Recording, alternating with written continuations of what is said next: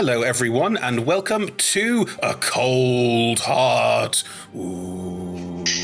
So, it's the Christmas holidays, and of course I decided that my version of that is going to be a ghost story. You're all welcome. How's everyone doing? I'm Chris. I'll be dungeon mastering for you tonight, and we're thrilled to be streaming at twitch.tv/AllTogetherRPG.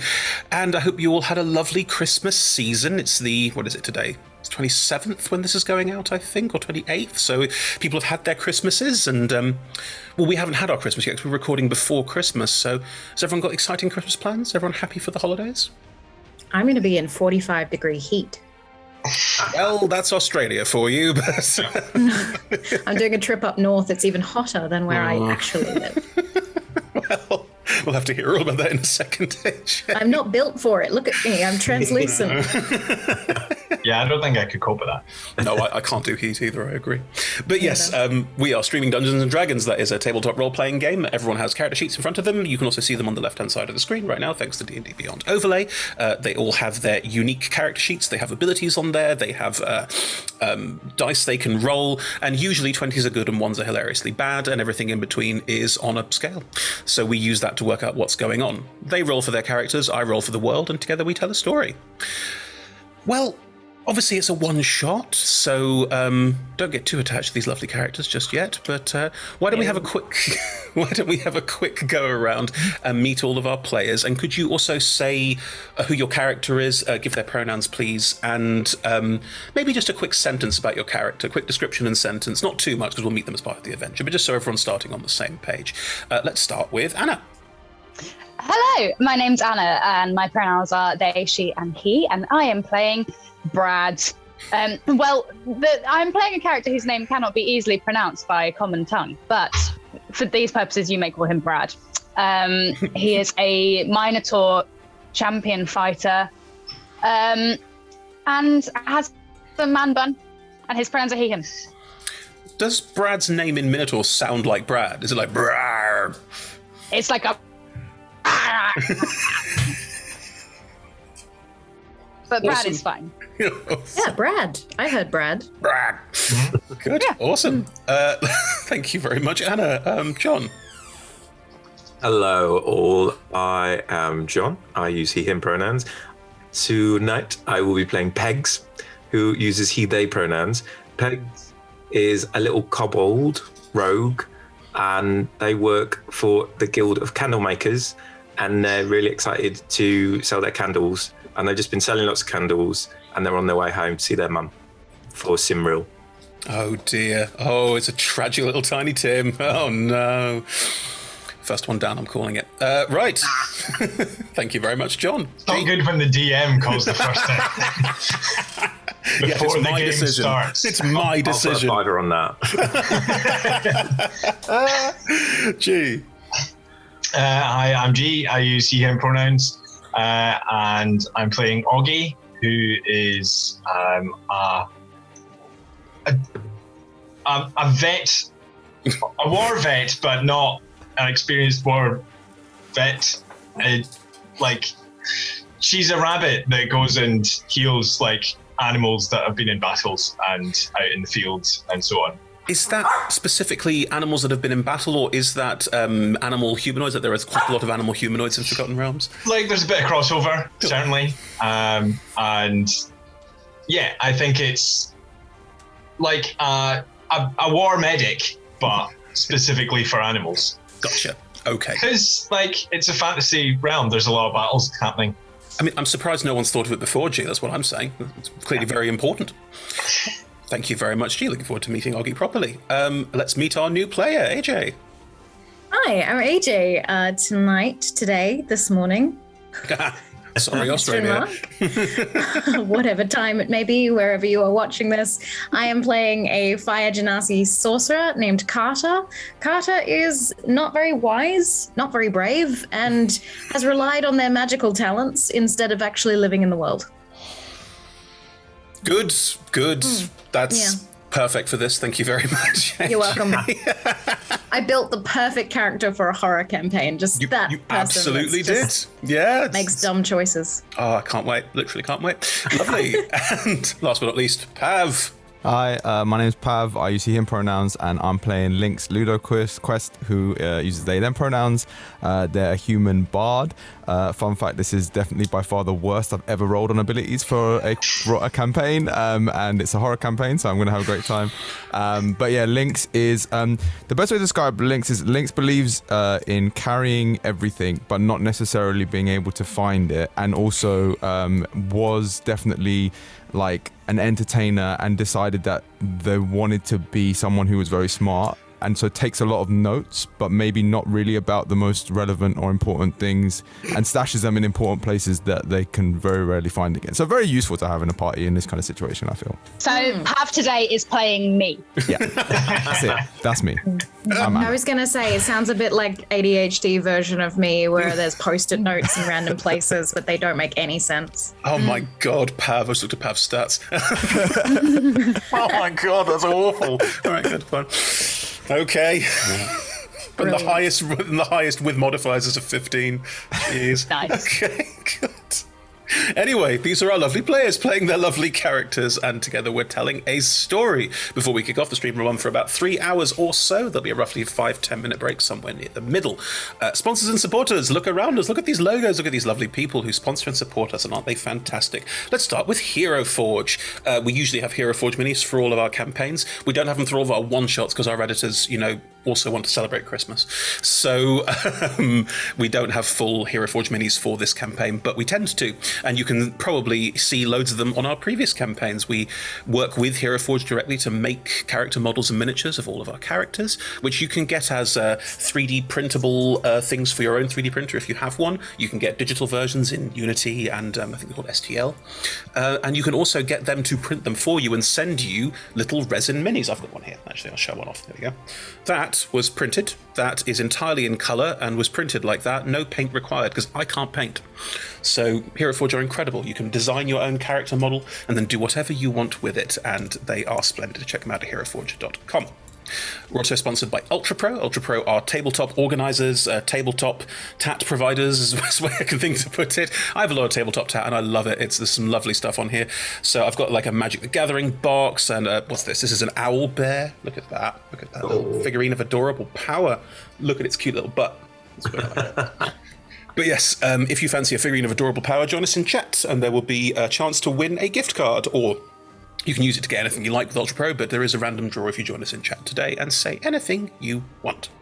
We're also sponsored by Elderwood Academy, who are the premium purveyors of bespoke gaming-themed gear. That's hex chest dice boxes, that's Codex dice towers. I've got one of them. Show off. There it is. That's mine. Ooh. But yes, they make a lot of excellent things. And again, there's an online creator, so you can create your own version of all of those. They print it for you, they make it for you, they send it to you, and there's a lot of amazing stuff on there. And if you head to Elderwood Academy, there's a link in chat, you can make your own thing, buy it, and get 10% off at checkout by putting in the code ROLLTOGETHER. That's roll-together.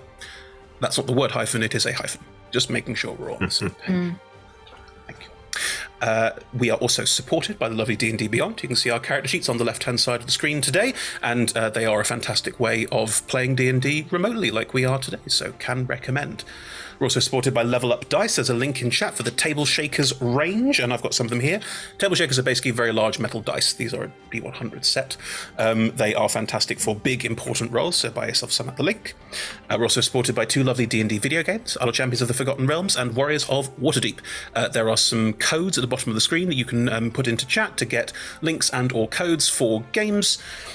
I'll let the mods take over. It's quite complicated, but there are lots of lovely things you can get for free, and these games are available, and you can play them both for free as well. So check them out. The hunt for gems is real. The hunt for gems is very much real. That is true, Anna. The hunt for gems is real, which has become a tagline for the latest series of Warriors of Waterdeep, which is awkward. But there we go. That's just the way it is now. Well, Ed died. That's what happens. But yes, check those out in the chat. There's links and things in there. We are Roll Together RPG on all social media. Again, there's links in chat.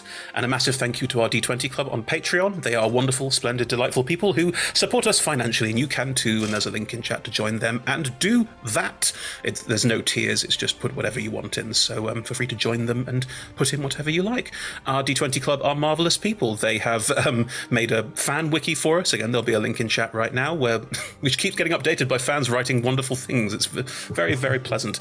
They're also I think my My favourite thing I've seen on the fan wiki so far is the very eloquent and brief description of Coriolis making Noemlin throw up. What did it say? I can't remember exactly, but it's like a very brief, like 4-word thing that perfectly encapsulates. Hang on, we're on happened. computers. I'm going to find it because I absolutely love our wiki. I spend hours on a wiki going, someone remembered that? I don't remember that, and I DM'd it. Like, I think it's on the Coriolis page. I think Right. I think it's. I'm going to try and find it. Hang on. It's literally just a one sentence exchange. It's wonderful. No, Anna consistently cosplays as Coriolis with a full red wig, is what it says there. Okay. Used to love Chimera as a child. No, that's not the campaign. Where are we? Here we go. Noemlin gets distractingly ill due to Coriolis' wild magic. Yeah. Read, Coriolis literally made Noemlin throw up in battle. Insta-vomit was very pleasant. I enjoyed it immensely. But yes, our fans are on the wiki and everywhere, and you can join them too. They're also working with us right now on another top-secret project, with more on that in the new year. All of our shows are also available as podcasts, if you want to check them out there. There are some links in chat, but frankly, as you probably know these days, podcasts can be found basically everywhere by searching your podcast provider, and we're on most of them. Just search Roll Together RPG and you'll probably find us. Finally, we play with a diverse group of players who play a diverse set of characters with wide-ranging sexual and gender identities. Our tables are trans and GNC positive, and we encourage and champion trans and GNC players and characters and DMs and behind-the-scenes people and mods and literally everything else in all of what we do. The DM and players may portray characters that are of a different gender to their own. We aim to avoid misgendering, but acknowledge it does sometimes happen, and we have a company policy in place for correction should the need arise. If we miss something, or there's something you'd like to draw our attention to in that respect, please drop us a line either in chat or drop us an email at rolltogetherrpg@gmail.com. We also have our safety tools in chat, !safety. That will show you the TTRPG safety toolkit, which is not ours, it's one we use. It's provided by Lauren Bryant Smith and Kiana Shaw, I think. I'm not sure, but check it out. It's got a lot of amazing things in there. We use some of those in play. You probably won't see them live because we pre-record and edit out long pauses, but yes. It's very important to play safe, especially in a horror campaign. With that in mind, safety will also link to content warnings, and this is a horror campaign, so if there's anything you want to miss, do check that out and make sure there's nothing in there you don't want to see. Cool. Right. Time to get spoopy, everybody! Woo!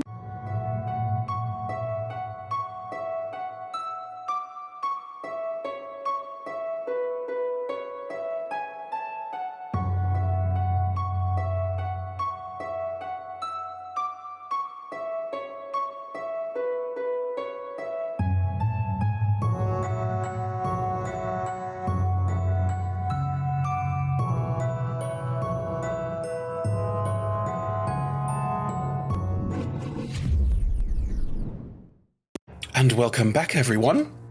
So, it's the Forgotten Realms equivalent of Christmas Eve, known as Cymril Eve. Cymril is celebrated on the longest day of the year, which isn't even Christmas, so all of this is kind of by the by.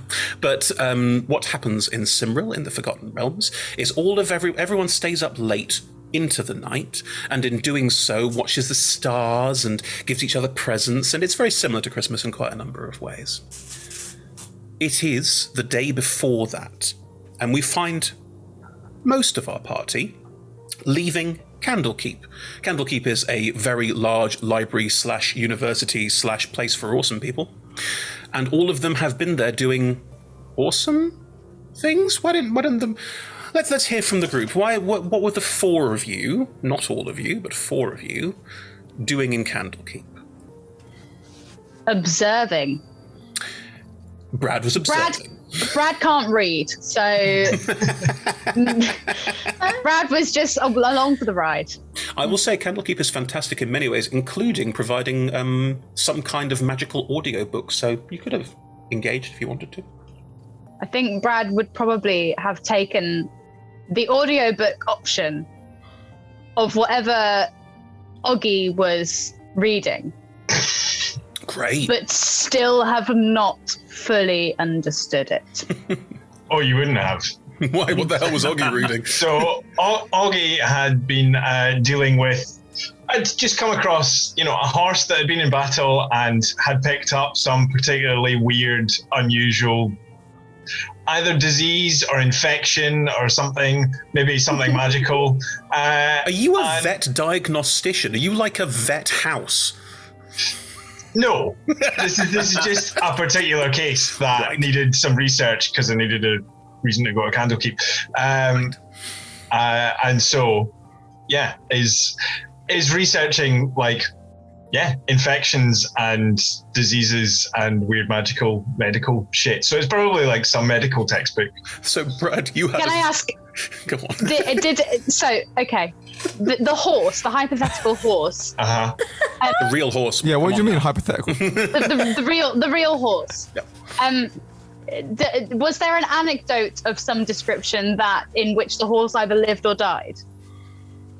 The horse is still alive. Like, I'm researching it to try and find or work out. Sorry, how to I mean cure the horse in the book. No.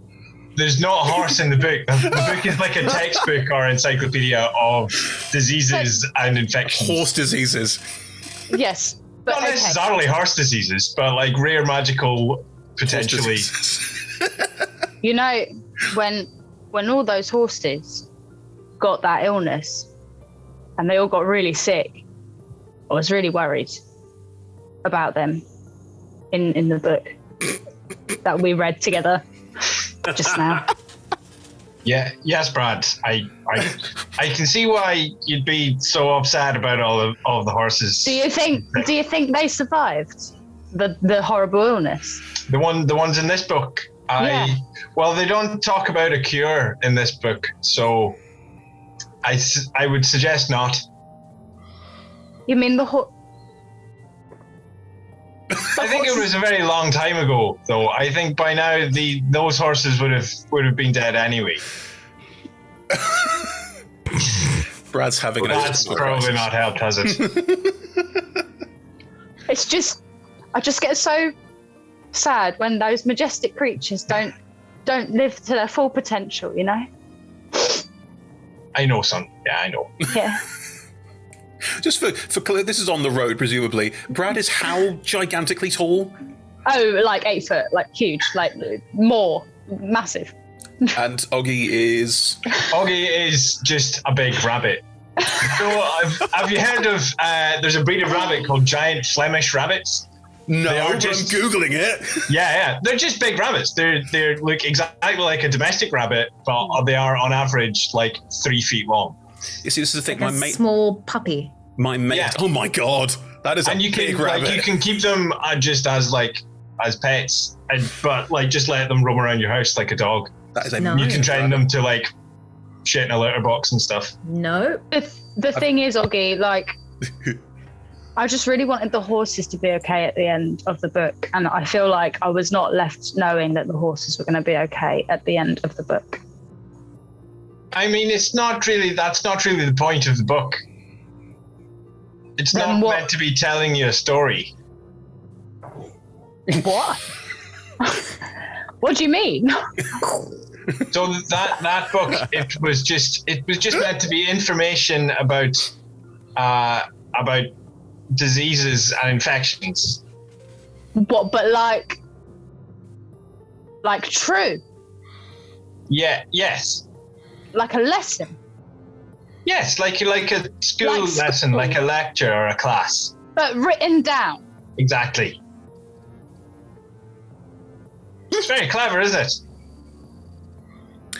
Pegs, Lynx, you're here listening to this conversation as the four of you walk on the road out of Candlekeep back towards Baldur's Gate. I don't think Lynx is listening that much because, and in some ways, Lynx also read this book because basically Lynx had never been to a library before. And so, like, Lynx was like, okay, there's a lot of books here. And so assume that the best way to research is read all the books one word at a time. So read the first word of every book, Oh my god. including this horse book, and is now trying to understand the connection between the information. And it's just a lot of those. And it's just... and it's very confused. Oh my goodness. Yeah. So just a lot of like really hard thinking about the word the. Hey, Lynx. Did you know that some of the books you read today, they're not like stories? To be honest, Brad, I don't remember much of any of the books that I'm struggling with all the information that I've got from all these. Yeah, no, none of them had any plot. I don't know what happened to any of them. Well, in all I read, there were horses, and they nearly died. I thought I was going to find out if they died, and I didn't. But Oggy thinks that they probably died, so I'm just a bit sad about that. I feel like you got a lot more information from the books than I did. I think.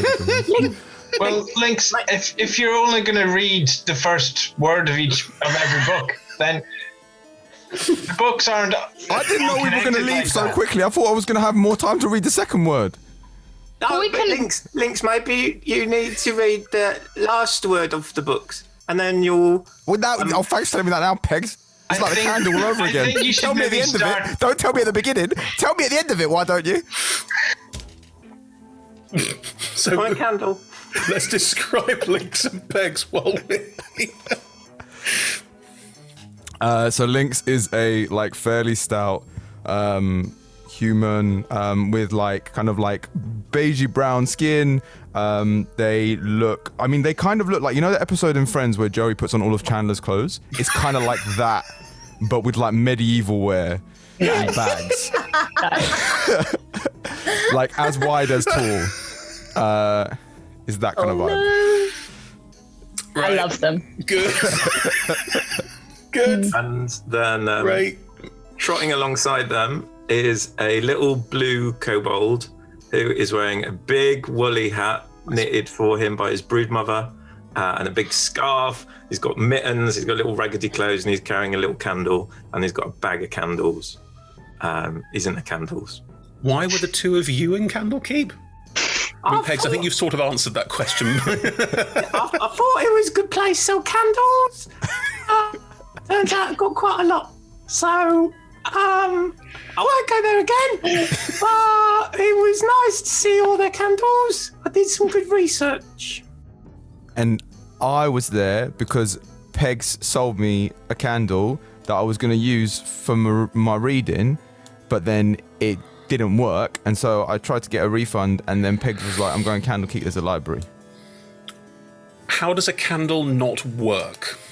It was, one must be sure, long life candles. It doesn't come with a wick.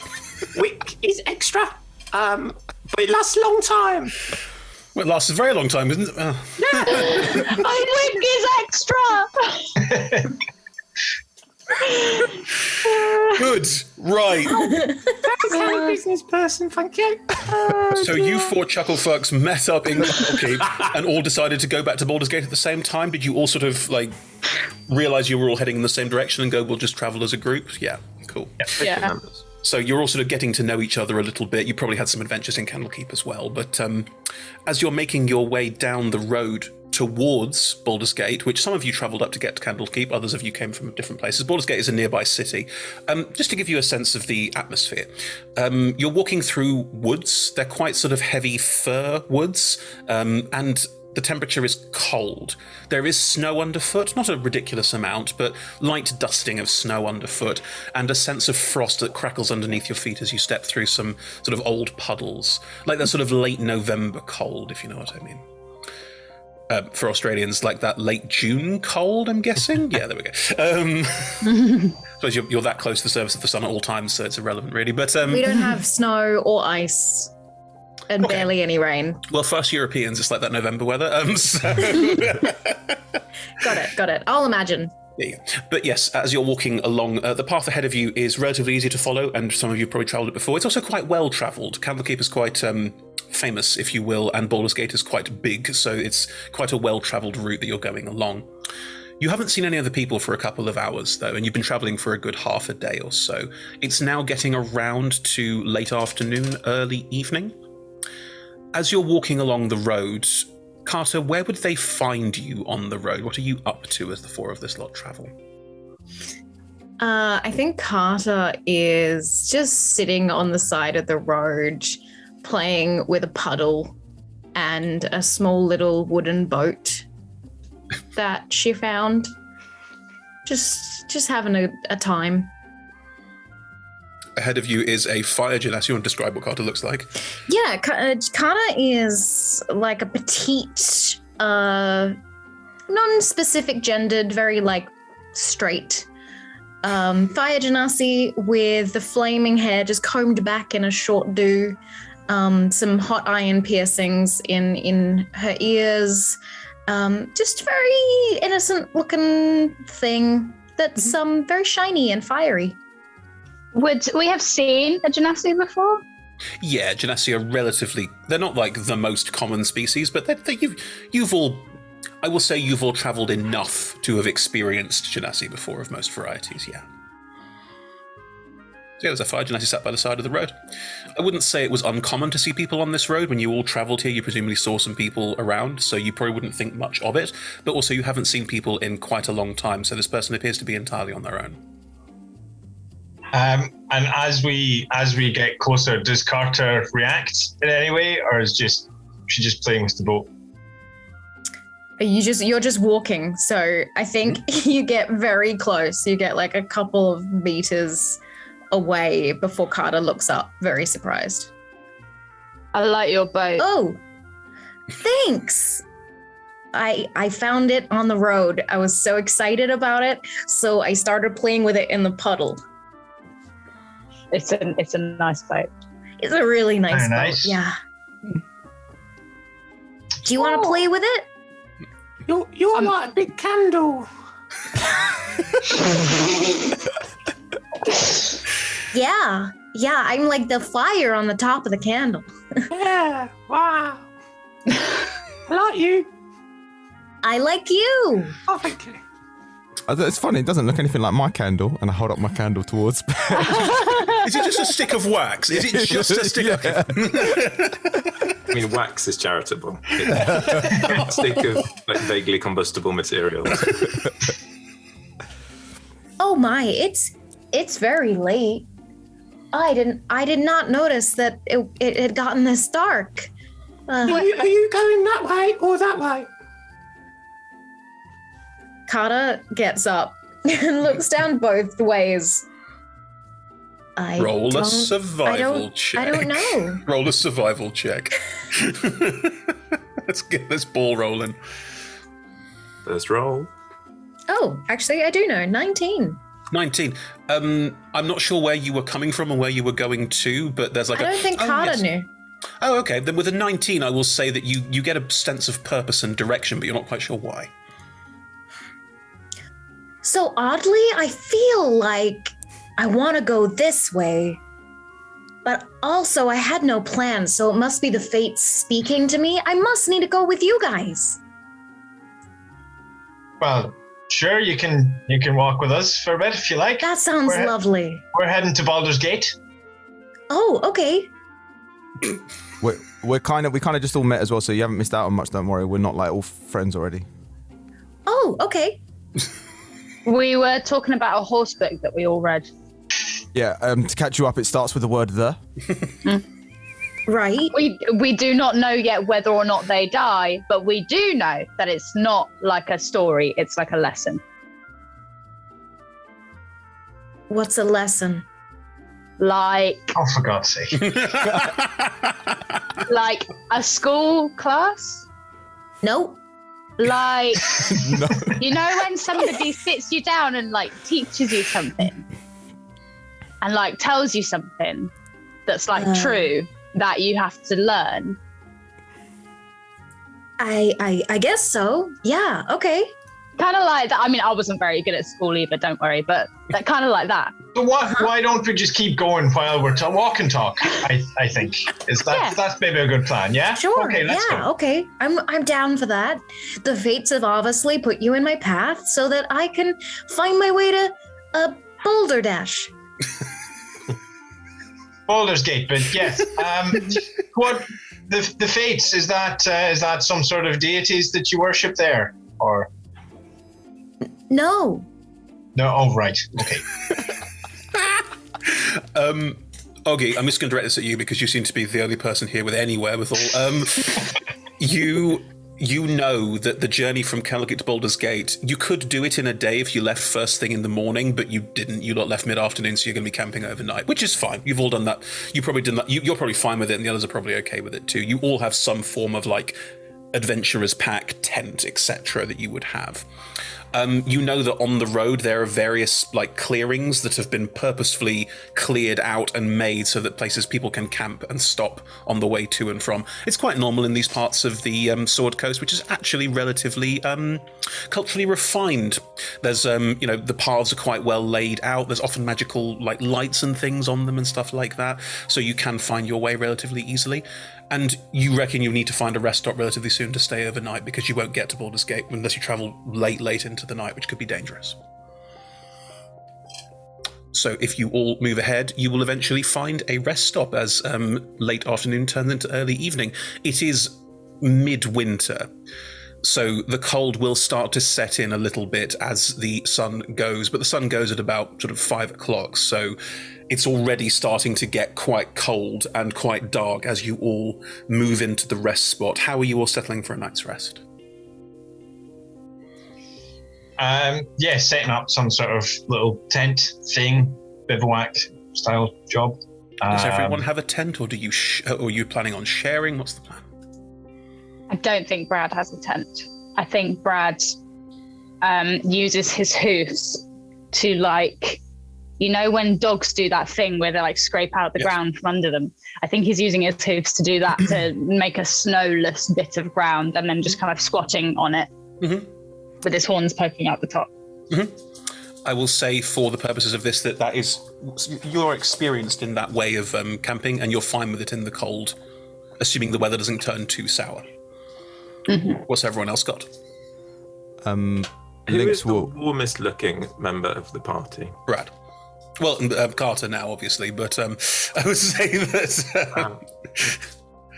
Brad! Yeah? Brad, could I, because I'm on the way back to Simrel to see my broodmother, could I sleep near you, because you look quite warm? Oh, yeah. So he gets up from his squat and he like scrapes out another bit just there. And then instead of like squatting solo, he kind of does like a half squat. He doesn't know the protocol when there's two of you. Kind of does a half squat and then waits for Pegs to get comfy. Oh, and Pegs will like curl up like a little cat. And then when Pegs is comfy, does a squat like around Pegs, I guess, with still horns at the top. Lovely. Very nice. This is so clever. You guys, you're really working it out, you know? Oh, thanks. Thank you. Thanks. I usually sleep in a tree. Why? So I don't get attacked by like creatures, you know, because I'm higher up. Oh, right, yeah. That is clever. But sorry, begging your pardon. Don't trees burn? I'm sorry. Yeah. I don't mean that to be a rude question, but I just... No, they do. Yeah, I've seen it. Yeah. Can you have you ever burned a tree? Totally. What you're sleeping in? Yeah. Oh. Yeah. That was a bad day. The fates did not align. So, Carter, do you get into a tree and set it on fire? Every night. No. Carter is going to observe what everyone else is doing and then sneak into the best possible place that she deems fit. So, Lynx definitely has a small crystal bead somewhere, but doesn't know where. I will roll an investigation check to try and find your spell components. Yes. Nice. Go for your life, mate. I thought that was a natural 20. Nice. Yeah, you find your spell component. Totally. I found it. Yeah. I'm like, Yes. So yeah, Carter, you see like Link's jump for joy, and then sit down and begin to conjure a large sphere that is kind of like this big sort of like almost fire colored, like round, like glowy orb, and then just step into it. Oh wow! You're What like is me. that? You can do magic. I stick my head back through. Yep. What? Well, that's a good one. That's clever. That is. What is it?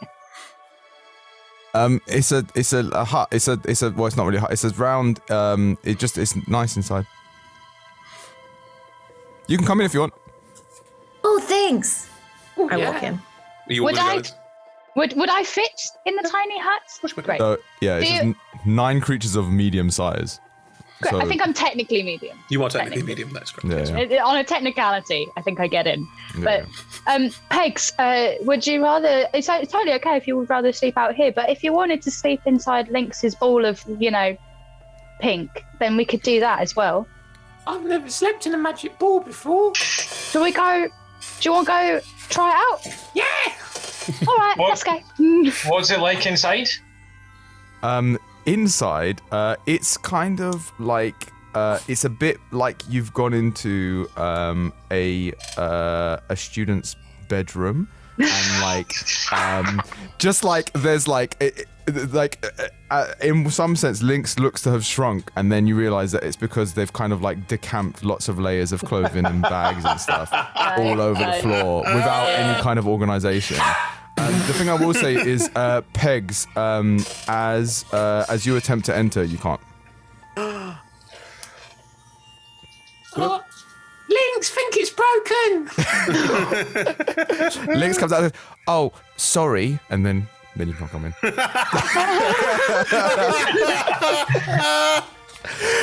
It's really annoying when stuff breaks, isn't it? Yeah. Lynx is a petty bitch. I'm here for it. Are you all getting inside what is clearly Liam's tiny hut? Yeah. Lovely. Oh, This is nice in here. It's nice and warm. yeah. I can also make little fires on my fingers if we get cold. But also, I should have said, my name's Carter. Yes, probably should have asked that, really. I'm Augie. Augie. Okay. Hello, Carter. My name is Pegs. Pegs. Okay. You can call me Brad. Brad. Yeah. Right. And you? My name's Lynx, Lynx. like the cat, not like the chain. What? You're a cat? No, just the spell. Just how you spell it. I don't know if you probably, yeah, it's fine. Don't worry about it. Lynx. Yes. You know you said you were a bard. Yes. In my former life, now I'm a researcher. Aye. Does that mean you can't sing us any songs to help us fall asleep? You can sing? I mean, I can, but I would rather. Yeah, let's have a sing song. Oh, please do. Yeah. I haven't had a sing song since I was a small flame.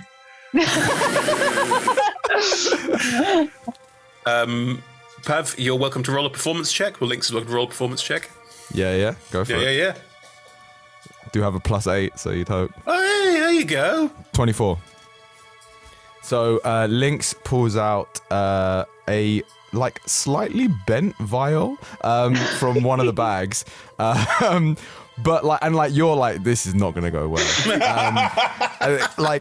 Basically, Lynx has shown themselves to be entirely incompetent at everything that they've tried to do, and then as soon as they start playing this kind of slightly almost surprisingly somber tune, that kind of brings a little bit of an interesting minor key to this what has otherwise been quite a brash adventure so far.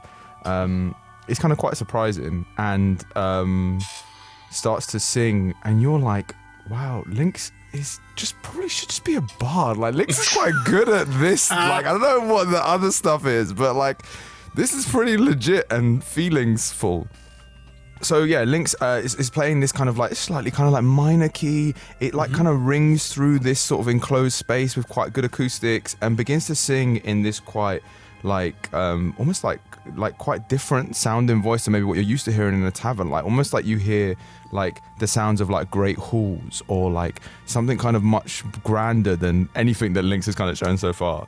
And yeah, I would imagine that you're probably like surprised by the I guess like the competence of this performance.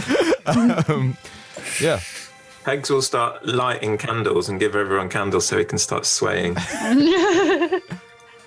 I think Augie would get really Lighting into them it. off Carter's fingers. I think Augie would get really into it and would be like sitting up really close, just with like eyes closed, kind of swaying back and forward a little bit. It's really Brad's sitting on his haunches with just like a single tear coming down his face. with the candle that Pegs gave him. Do you all bed down for a long rest? Mm-hmm. Okay. I don't think I've ever had a long rest quite this early in a session before. Don't press the long rest button. I've been... I don't think that's a good sign either, to be honest. Oh, no, neither do I. Does anyone have any kind of cold resistance? No. No. 0. Even though I am a fire genasi, I believe that is You no. have fire resistance because you I are made do, of. because it's silly. It's all right. We'll cross that. We'll maybe give you some advantage on these. We'll work it out. You all are awoken feeling cold. It's the middle of the night. None of you know what time it is, but the hut, this thing protecting all of you, has gone. And it is colder, much colder than you would expect it to be. Like, it's cold this time of year and blizzards do come in, but the cold has really seeped into your bones.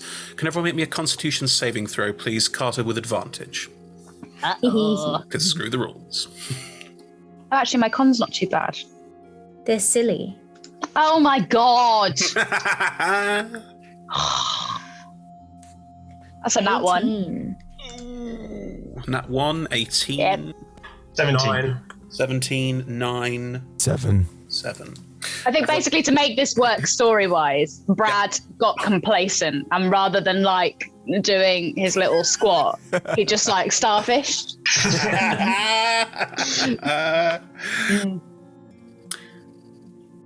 Everyone who rolled above a 10 is fine. Everyone who rolled under a 10, you have 1 level of exhaustion. Of course. Of course. So, in case we all needed some reminders, there you can have 6 levels of exhaustion, then you are dead. The first level of exhaustion is disadvantage on ability checks. Does that include attacks? Just ability checks. Anything that is an ability check, which initiative's an ability check. Anything that isn't a saving throw or an attack roll tends to be an ability check. Okay, great. You are all feeling the cold. It's definitely colder than you would expect it to be. It's colder than you would have experienced in this part of the world before as well. Like, it's winter, you expect some cold, but this is bitter and it's deep in your bones, and some of you are clearly feeling the effects more than others. What would you like to do? Oh, what a beautiful morning. It's definitely middle of the night. What happened to your bubble, Lynx? I'm honestly not sure. Not to throw shade at you at all. Like, it's not your fault probably, but I just thought, I didn't realise the bubble would be gone so soon. I guess. No, I didn't either. That's not normal. I'm very cold. Yeah. Anyone else a bit like chilly in their bones? Like, quite a lot. Yeah, definitely. It's not. It shouldn't be this cold at the moment. What do you mean? Well, around these parts at this time of year, it shouldn't get this cold. Oh. Oh, really? Yeah, there's something unusual going on, I think. And Augie would be taking out has like a little bag of just like ball bearings, Sure. basically, Yep. and like dumps them onto the ground and casts heat metal on the pile of them. Mm-hmm. And I would like to then take that and sort of wrap them in a bit of cloth and hand one to each person, so it's Brilliant. enough to just get a little bit of heat from. You can all get a little bit of warmth from that, and that will help you with what's about to happen. So that's a very, very cool use of a spell. Thank you, G. Carter, it just feels nice and warm. But yeah, Nice. you all have this warm ball bearings in your hands, and it's something to help warm them through. The cold settling in around you, looking around this camping space, if you will, the ground underfoot, where it was a light dusting of snow, the snow is now lying quite thick. Where there was like water dripping off trees or some wetness in the branches, it has frozen solid in some places. This is definitely unnaturally cold. Looking around you, the path the road is still there right in front of you. The wind is howling around you quite cold as well. There's no actual precipitation at the moment. It's just deathly cold. At this point, looking around you, it looks like you're entirely alone. I think we're going to have to find somewhere to get a bit more shelter. Yeah. Should we go to Bald Man's Gate? Well, it's quite far to get there at the moment in this kind of cold. Oh. I think we need somewhere where we can get away from this wind. Certainly. Okay. Forgive me if I'm wrong. This feels like a lot of snow to have fallen in the short time that we've been asleep. Well, yes, I think you're right, Brad. What do we think has caused that? Oh, I love these games. Is Brad wise but not smart, Anna? Is that what we're playing? Hold on, let me double check. I love it. It's really Yes, actually, yeah. nice. Wise but not smart. Something's wrong. I have no idea what it is. It feels incorrect. Yeah, I don't know where. Like, is it just really bad weather? Maybe we were asleep for a really long time. But my spell to not go as well, that's really weird. That's never happened before. Can you, or I will tell you what, I like to do these. You are welcome to roll a ability check of any kind. There's plenty on your sheet, and most things here we could find some way of applying to try and work out what is going on. So whatever you like, let's work it out and see what we can do. You're welcome to try and investigate the situation without necessarily rolling an investigation check, if you see what I mean. Okay. There's literally nothing nearby. No animals, no nothing. You can't see any animals or creatures. If you wanted to search for animals, you could roll for it, potentially. Okay. If I were to search for animals, would that be an animal handling check? Do you have a decent survival skill, or is animal handling way better? Animal handling's way better. I've got an okay perception. Do me... we'll see if we can segue into an animal handling, but try and look for one first, yeah? Okay. Cool. Got a 19. Oh, I got a nat 20 perception check. Perfect. Okay. We'll come back to that in a second. He's stupid, but he see. Perv, what did things get? I got a 19 on a history check. Fascinating. Okay, we'll come back to that. Thank you. Anyone any more for any more? I'll try survival as a scout. I'm quite good at that. Great. So I'll have a little... and how deep is the snow, just out of interest? You can stand in it, but it probably goes up to your midriff, so a regular human's calf. So I'll... My ankle. The little head will keep popping up out of it and just... It's like one of those fennecs in the snow, just like... Bing! Leaping out and then leaping back in. So there's a disadvantage 13. Thank you. Oh shit, sorry, I didn't do disadvantage. Oh no, you're not 20. Oh. I know. Oh, guys. Okay, that's a 17. It's a 17. It's still not bad. Wrong. Carter rolled a 12 in Arcana, trying Okay. to communicate with the fates to see Sure. if this is... Still handy. We can work with that. That's good. G? Yeah. Did you roll anything? Augie got 16 on survival, specifically looking to work out like why this has fallen so quickly, what has caused the cold. Great. This all works really well. Thank you. So, Brad, you look around, try and get a sense of what's going on, and as you have a quick recce around the area, you note that there are no animals. And as you move into the woodland, you start to see why. There you find a nest in a tree. It has been frozen solid, and there is a dead robin underneath it, just lying half in the snow. Like, this happened really quickly. Yes. So sorry. Sorry. Can I pick up the little robin and take it over to Oggy and just say, Can you help?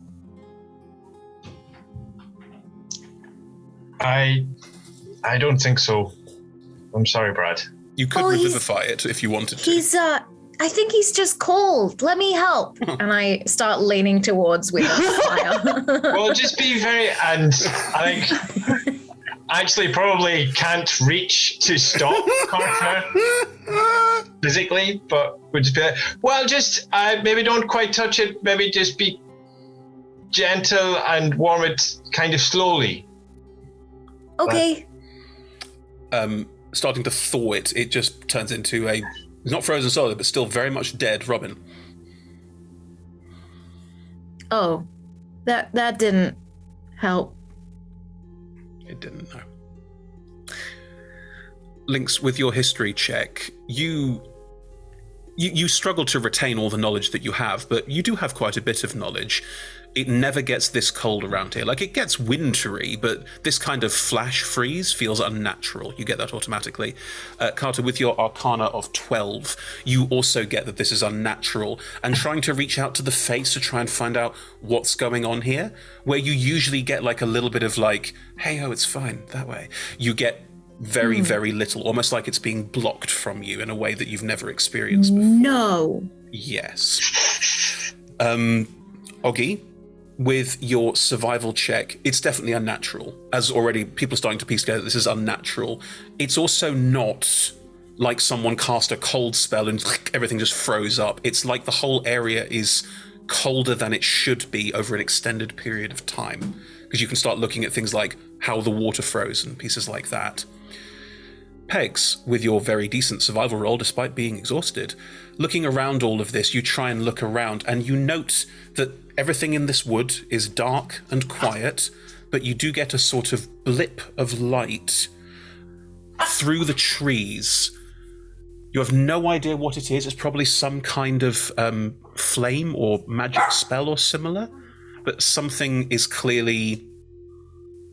something else is clearly around through the trees in that direction. I'll jump back into the snow, pop up next to Carter. Carter. Yeah. Carter. Hi. There's something over there. It looks like a light, like a magic kind of light or thing. I thought you might know about it. Oh, yeah. Direct the attention of the group towards the thing. I really, usually, I'm really good at that kind of stuff, but right now I feel like the fates are blocked from me. You know, I can't reach them. I'm not getting that sense of what to do.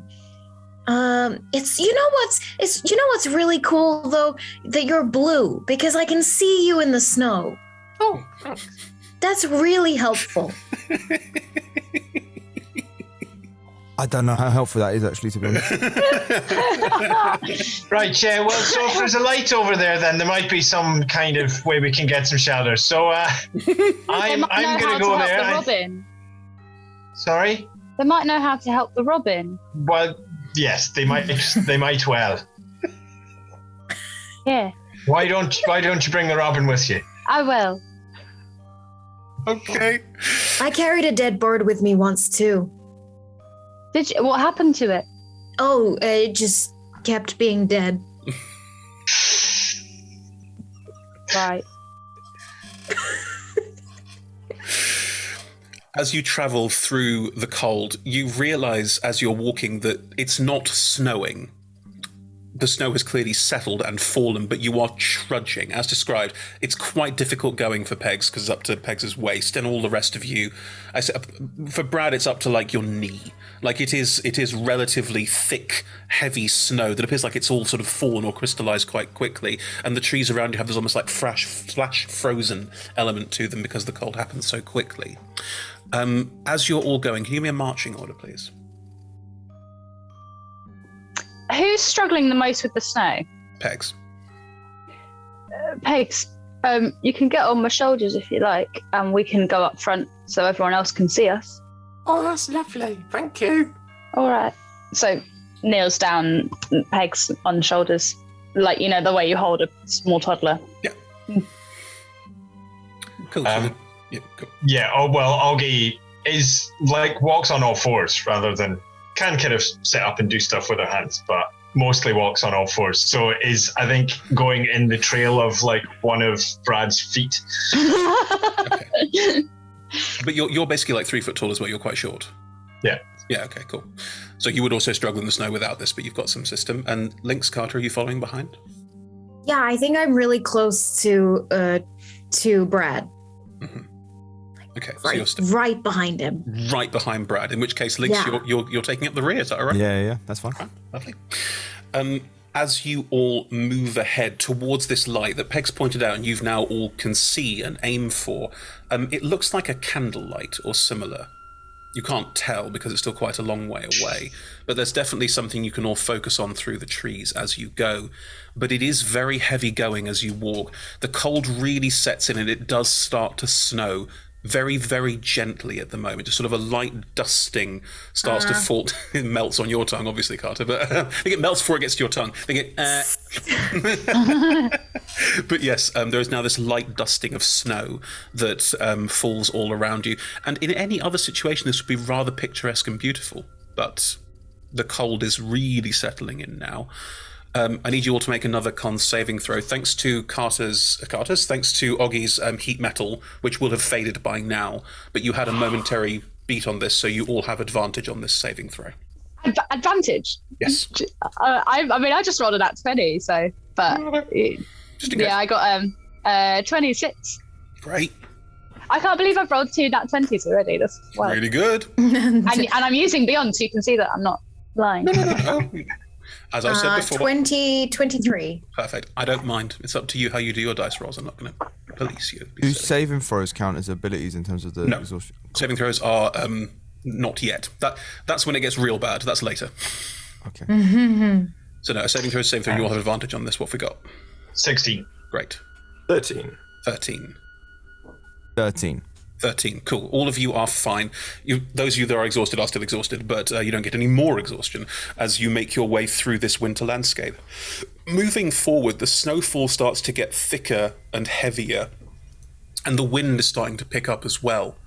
There were some very decent arcana rolls and perception rolls earlier, which I will say carry. You feel like it's getting worse. Do you feel like it's getting worse? Yeah, it doesn't feel great. Pegs? Yeah. That candle up front, is that one of yours? No, not one mine. It looks too bright. Oh. I can't smell no horse. Yeah, I think it's definitely getting worse, and that candle, now that I know it's not Pegs's, looks a bit ominous to me. Is the are we getting closer to the light, or is it? Like, Roll me a perception mysteriously- check. If you are exhausted, you know what to do.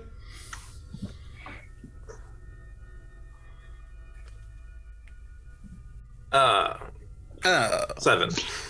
I was going to ask if I could assist because I was the one who kind of pointed it out and asked the question and therefore making it a flat roll. Of course. If it's a flat roll, then John, what was your other roll? Let's just count. 16. Perfect. You reckon that the light is getting brighter and you are getting closer to it, but you do have a strange feeling like it's moving away as you're moving towards it. You're definitely getting closer. Maybe it's just moving more slowly than you are. You're not sure. There's a strange sense of almost optical illusion about it. It's a tricksy light, that's for sure. It's getting closer, but it's not. It's moving too, I think. Maybe we can outrun it. Do you want to all start running? Do you want to run? I don't feel like I can move much faster. I shout from behind. Okay. All right. No. We don't leave links behind then. We don't leave links behind. It's very important. Maybe we could sing Lynx's song to keep our spirits up. what Lynx's minor key Lament to the lament with a bent vial, the image of which I'll never get out of my head. As you all continue to move forward through this, it's now a blizzard that you are walking through. It is awful and cold and cutting through you. Up ahead, the light is getting brighter and brighter. And Brad pegs you at the front, no check required. As you step forward, you see in front of you what looks like a log cabin. It's a bit bigger than one you would have seen or spent time in. It's definitely got like an upstairs to it, at least. It looks like it's got a relatively decent footprint. It looks trashed. It looks like it's been abandoned. There's not a huge amount of windows are shattered, the doors hanging and banging in the wind, but there is a candle inside the window, glowing away, fluttering in the wind but not going out. To be clear, Chris, is it still providing adequate shelter? Or Yes. is it crumbled? It's not crumbled. It's still a dwelling. It's just windows are shattered and doors broken. So you might need to shore it up. But it will provide some shelter, yes. Oh, it's a fixer-upper. I feel like anything we could face in the fixer-upper would be preferable to being out here in the snow. Yeah. Yes. Do we agree? Definitely. I agree. Let's Do you guys go like in- those renovation marionettes that they put on sometimes? I love those things. Yeah. I can't say I've ever had much time to watch I like them. the one, I think it's called Place. Yeah, I've seen that one. Great. Okay. This ominous house is still there. Are you all heading inside? Yeah. Yeah. I think I will, if Pegs allows, lift them off my shoulders and kind of walk in with them like they're a baby. Are you rolling stealth checks? Are you checking the house out before you enter? Or are you just walking straight in? I'm gonna walk straight in. Great. Yeah, I feel it's Same. I'm yeah. cold. Yeah, I think with how cold it is and everything. Okay. Brad, you walk in first. As you step in through the front door, maybe a dexterity saving throw. Of course, it's my worst stat. Of course it is. I beg your You pardon. guys thought my intelligence was bad. My dex is worse. What was that, Job? Do I make one as well as I'm being carried in? No, you auto pass or fail depending on what happens with Brad. Love it. Great. That's a 9. As you step inside, Brad, you trip over something on the floor. It is very, very dark in here. There's light from this candle, but apart from that, it is just a dark collection of shapes. Which of you have dark vision? I do. You have amazing dark vision because you live underground, technically. Well, you don't, but kobolds come from the underground. Cool. We'll cross that bridge when we get there. Anyone else on the dark vision front? I've got do? 60 feet dark Great. vision. 0. 0 human. Do Harangon have dark vision? I have no idea. Nope. And Minotaurs don't have dark vision. I know that. Oh. Right. So, in which case, Brad, yeah, this makes perfect sense. You fall in. Pegs, you get a really good view of like what looks like a house, like someone's cottage, but most of the furniture inside and things has been broken, abandoned, left to the elements. Like it's definitely abandoned as far as you can tell. But you only get a brief glimpse as you fall, and Brad falls on top of you. Can you roll me a dex save? Fair enough. Now you get to roll me a dex save, John. A 22. Cool. You both take the initial falling damage from landing on the ground, but Pegs, you're not crushed under Brad. That's good. I think we're all pleased about that. So that is... There we go. 4 points of damage for the two of you. First Can of I all, see what they tripped on? Yeah, because you got dark vision. There's a body on the floor. Careful of the body. What? No, the robin's in my pocket. What do you mean? No, that one. There's a humanoid corpse lying sprawled by the front door. It looked like it was holding yes. the door closed. What, is it possible to see? I don't have dark vision, but like, is it Thanks, possible to Will. see what I walk it is? forward. I walk forward so that it's You emit light, lighter. don't you? Carter, A little bit. A little bit. You emit a little bit less. So you get some like dim light as Carter steps forward, the hair just sort of glowing out a little bit, and you do get some like humanoid features. It's clearly a dead humanoid. It's not like an animal. I pull out the candle that Peg gave me and I cast light on it. Oh,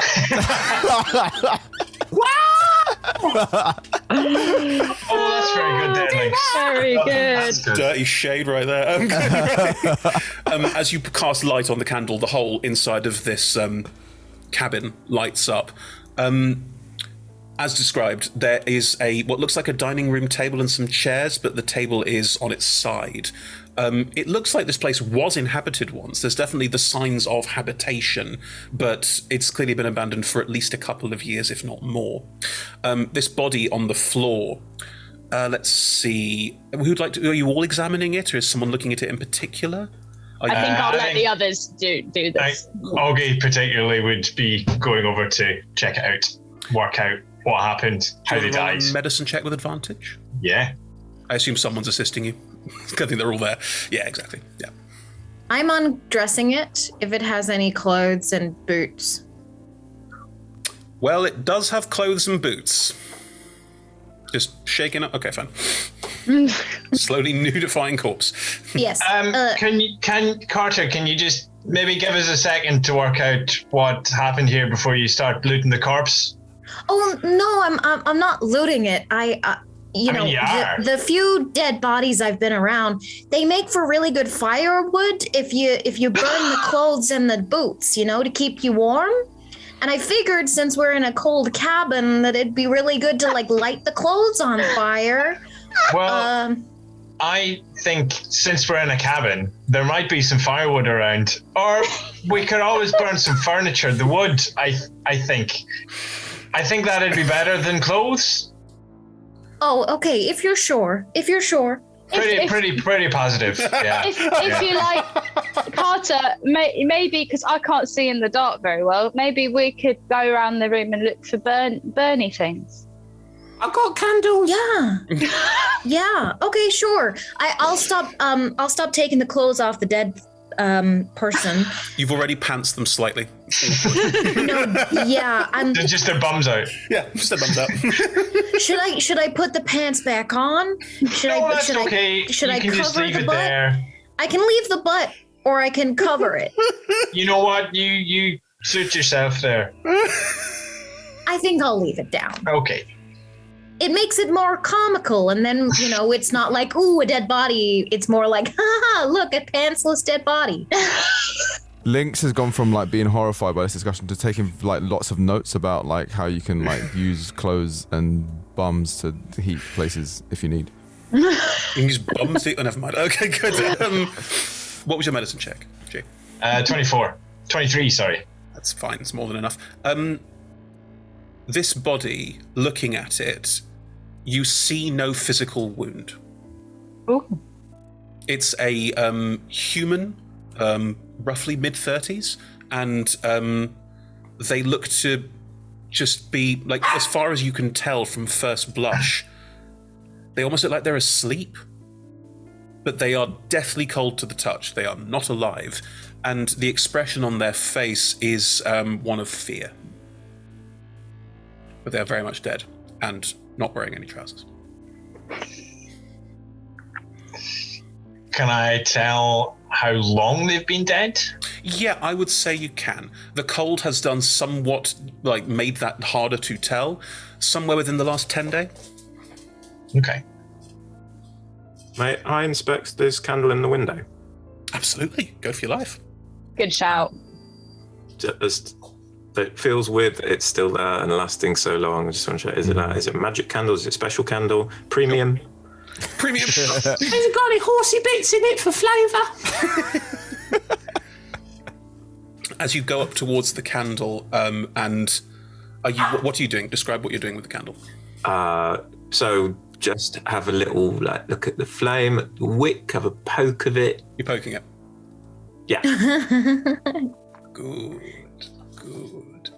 As you move towards it and reach out a hand to touch it, roll me a Constitution saving throw, please. Oof. Oh. 11. Nope.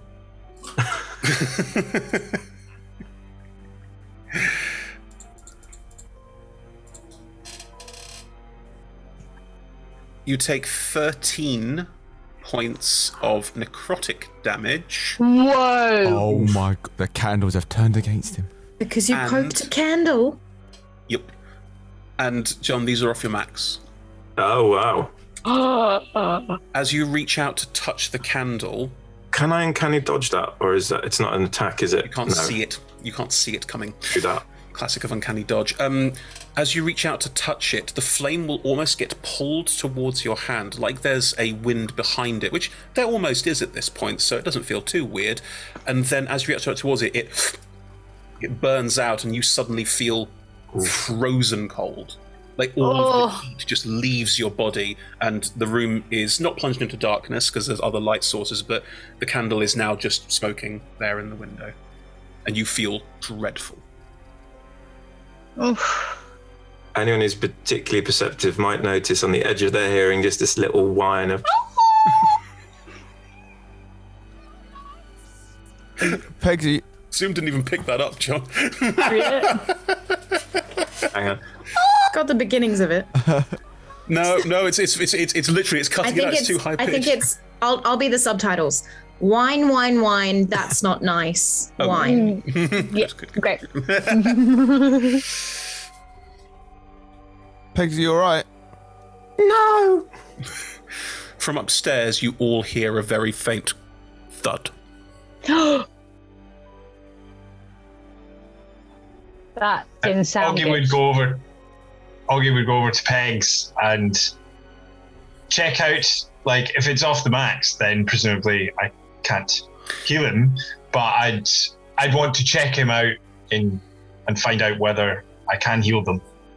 As you go over to Pegs, and as there's light from Lynx's candle, it is candle. As there's light from Lynx's candle, as you go over to sort of lean down towards Pegs, Pegs now has frostbite across probably most of the hand that was reaching out towards the candle, with the scales peeling in places and the whole hand looking very bad indeed. Oh dear. As you go down towards it, without casting any healing magic and the preparation of I can normally heal this, you realize that you're healing. This is going to require bed rest and more to it than that. This is not something healed away. The necrotic sort of stench of it, this is not just a wound. This is a serious wound by something inhuman. Oh, Pegs, that's not good at all. It's a bad candle. Yes, it It is a bad candle. Let's not go to that candle. Everybody just make sure and stay away from the candle. The candle is just smoking in the window. It looks completely harmless. Oh. From upstairs, you hear another thud. Hello. How cold was it outside again? I forget. Looking out the window where the candle is, the blizzard is intensifying. I think we have to stay in here, Lynx. I think so. Maybe that's somebody else that's just trying to get some shelter. The Do we want... The thud from upstairs is now becoming more of what sounds like footsteps. Should I go ask what they want? I would not if I was me. I'm really friendly. Maybe we should... Right, I'll go and stand halfway up the stairs because I have a big axe. Mhm. And then you can stand just behind me and you can use your friendly voice to try and talk to it. And I will use my big axe to stop it from attacking you. Okay, yeah. I think that's a good idea. Do you think it's not friendly? Do you think? Because Well, I've done that before, where I feel like it would have come to say hello. Yeah, I agree.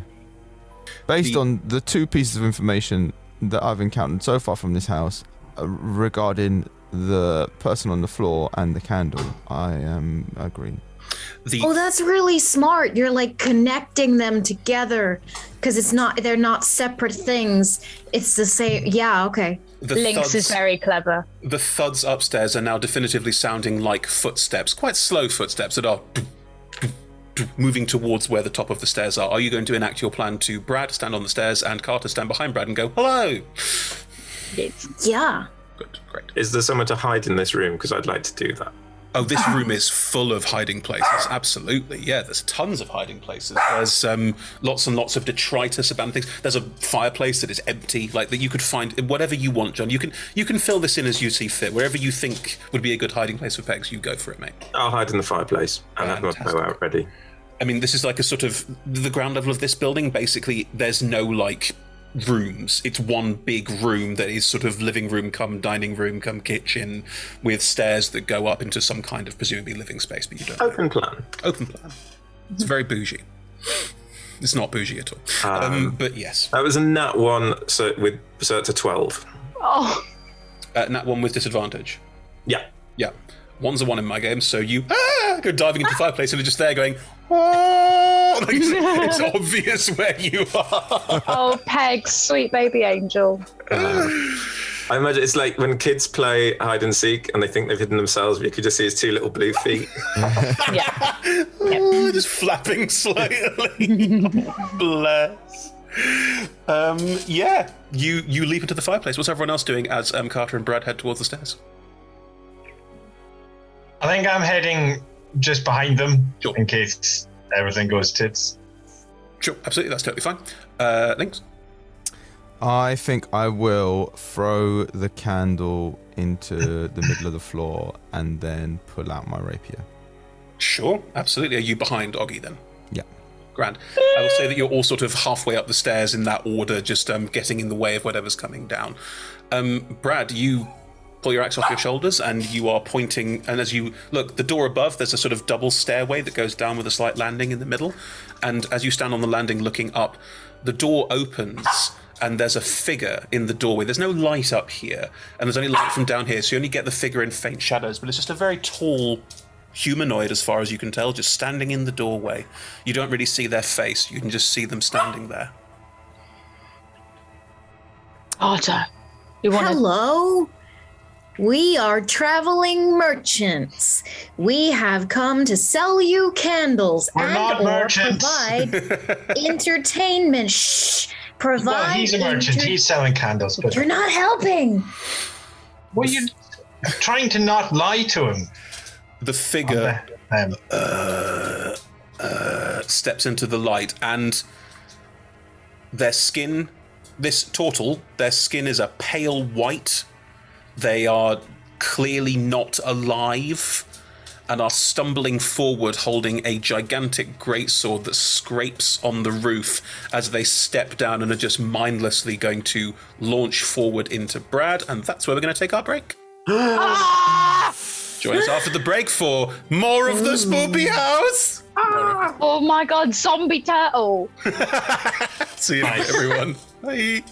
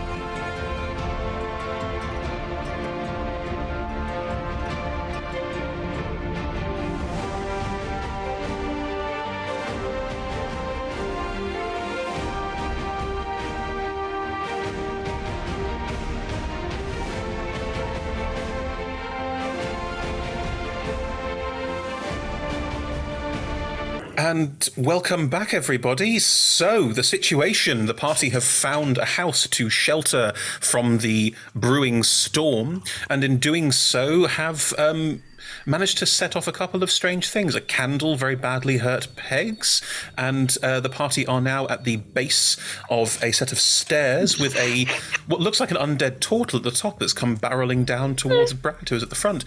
I think it's time we all, how they say, roll the initiative. With disadvantage, I'm assuming. Disadvantage for those of you who are exhausted, yes. I mean, my initiative is terrible anyway, but yeah, that's a non-natural 1. Right, that's awful. Yeah. What else have we got? That's a dirty 1. I rolled a 7. Yeah. Go on, everyone else. 12 for me.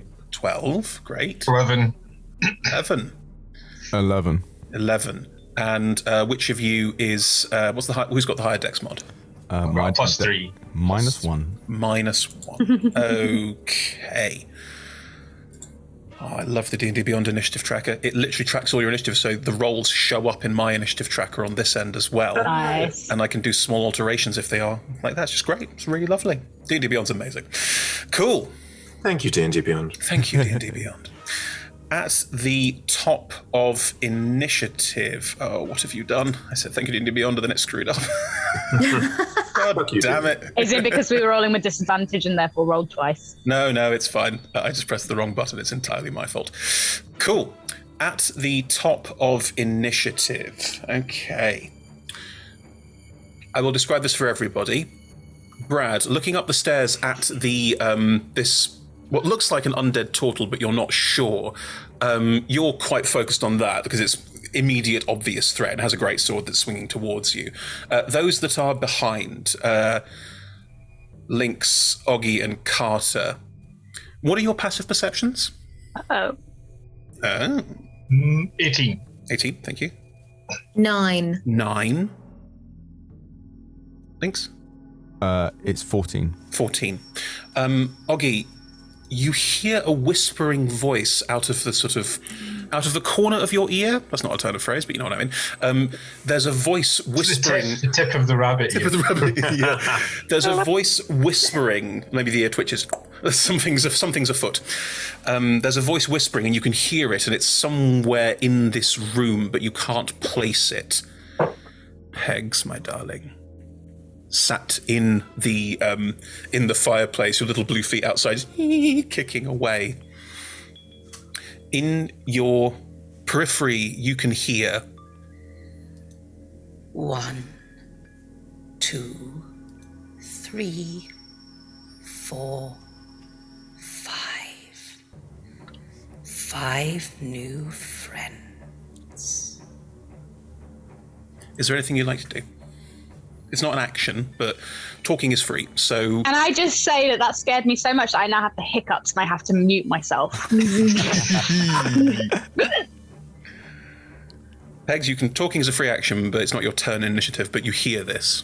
I'm just thinking about how hiccuping when you're trying to hide from an eldritch terror would be so annoying. Oh no!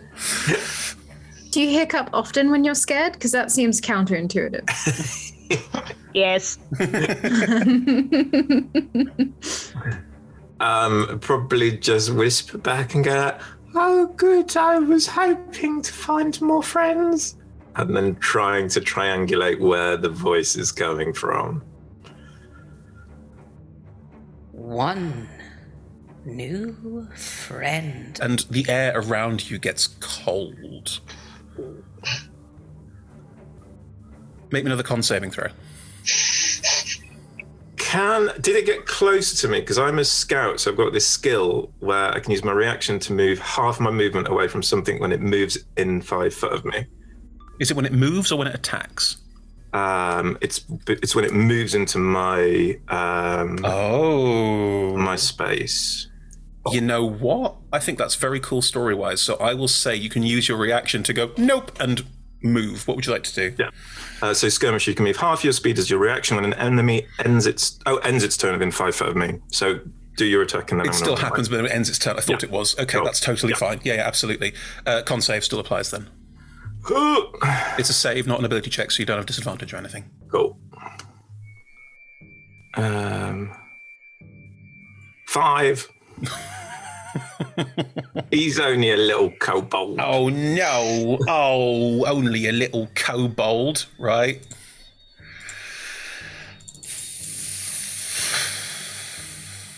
That's not too bad. Oh yeah, it is. 17 points of necrotic damage. Are you still alive? Still alive. Is that my max down, or is that just damage? It is also your max down, yes. Oh no! Do you want to scrabble away? Yeah, and you don't. I don't provoke opportunity attacks. Yeah. How do you scrabble away? Are you just running away, or do you have a special move? How does it work? I'm in the chimney. Just imagine he goes very flat on the floor like a lizard, and just. And are you crawling across the room? Just to give the context, this room, there are sort of, again, there's that dining room table that's on its side with various chairs. There's that sort of kitchenette corner, like, you know, in a big open plan space, there's a corner of kitchen units and things. There's also a sort of soft furnishing space, but all of them are threadbare with springs popping out of them. There's also another door on the far side of this room away from the stairs. Probably head towards the kitchen cabinet area. Okay. And this thing is still invisible. It's not become. What's your passive perception? 15. Okay, I will give you this. As you scuttle away, against the kitchen cabinets, do you open a cabinet and get inside? I think they'd just find something to pop behind rather than. Okay. There's a stool in the kitchen. You can sort of go beep behind the stool. That's totally fine. In the fireplace, out of the corner of your eye, you see movement. It's because there's light in the center of this room. You get the flash of what looks like almost a feline face, but it is very, very low to the ground. You get a brief flash of that as you scuttle away and hide in the kitchen. That is absolutely fine. Cool. Pegs, it is now your turn. I would like to shoot it. Okay, go ahead. Make me an attack roll. I am not going to. I've done my move, so I'm going to plant my little claws down, stand up, use that fun new rogue ability that gives me advantage on the shot. Steady aim, yeah. Say, come on, Pegs, you can do it. You're the best. Which is what he says before he goes into any business meeting or to sell any candles. Brilliant. And Aww. yeah, Pegs is going to be dead soon. Can we hear this? Pegs, you can do it. You see that Pegs scuttles out of his hiding place, and they get to the kitchen and hide behind a stool, and then lean out. And what's your weapon? Short bow. Leans out, pulls out a little short bow, and just ping, fires off a shot towards what looks like the chimney. I should have asked. Is this? Am I just doing a flat roll because this thing is invisible? It's not invisible. It's just very hard to see. Because you have a 15 passive perception, you're aware of something being there, but it's not invisible. So you have the advantage on the attack roll, but you don't necessarily see what you hit. Cool. It's a 22 to hit. Absolutely hits, yes. And let's do 9, and then sneak attack. because I gave myself advantage. Sneaky. The sneak attack, because I'm sneaky. Yeah. Sneaky.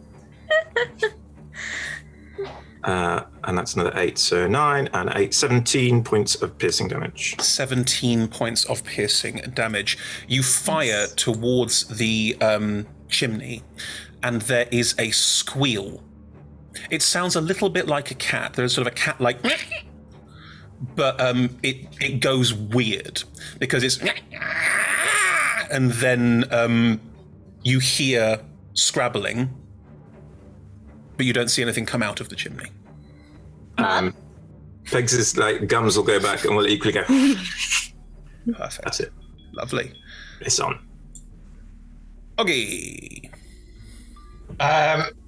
So I think Augie would, seeing that Pegs has become more injured, would go over to see if there's anything she can do.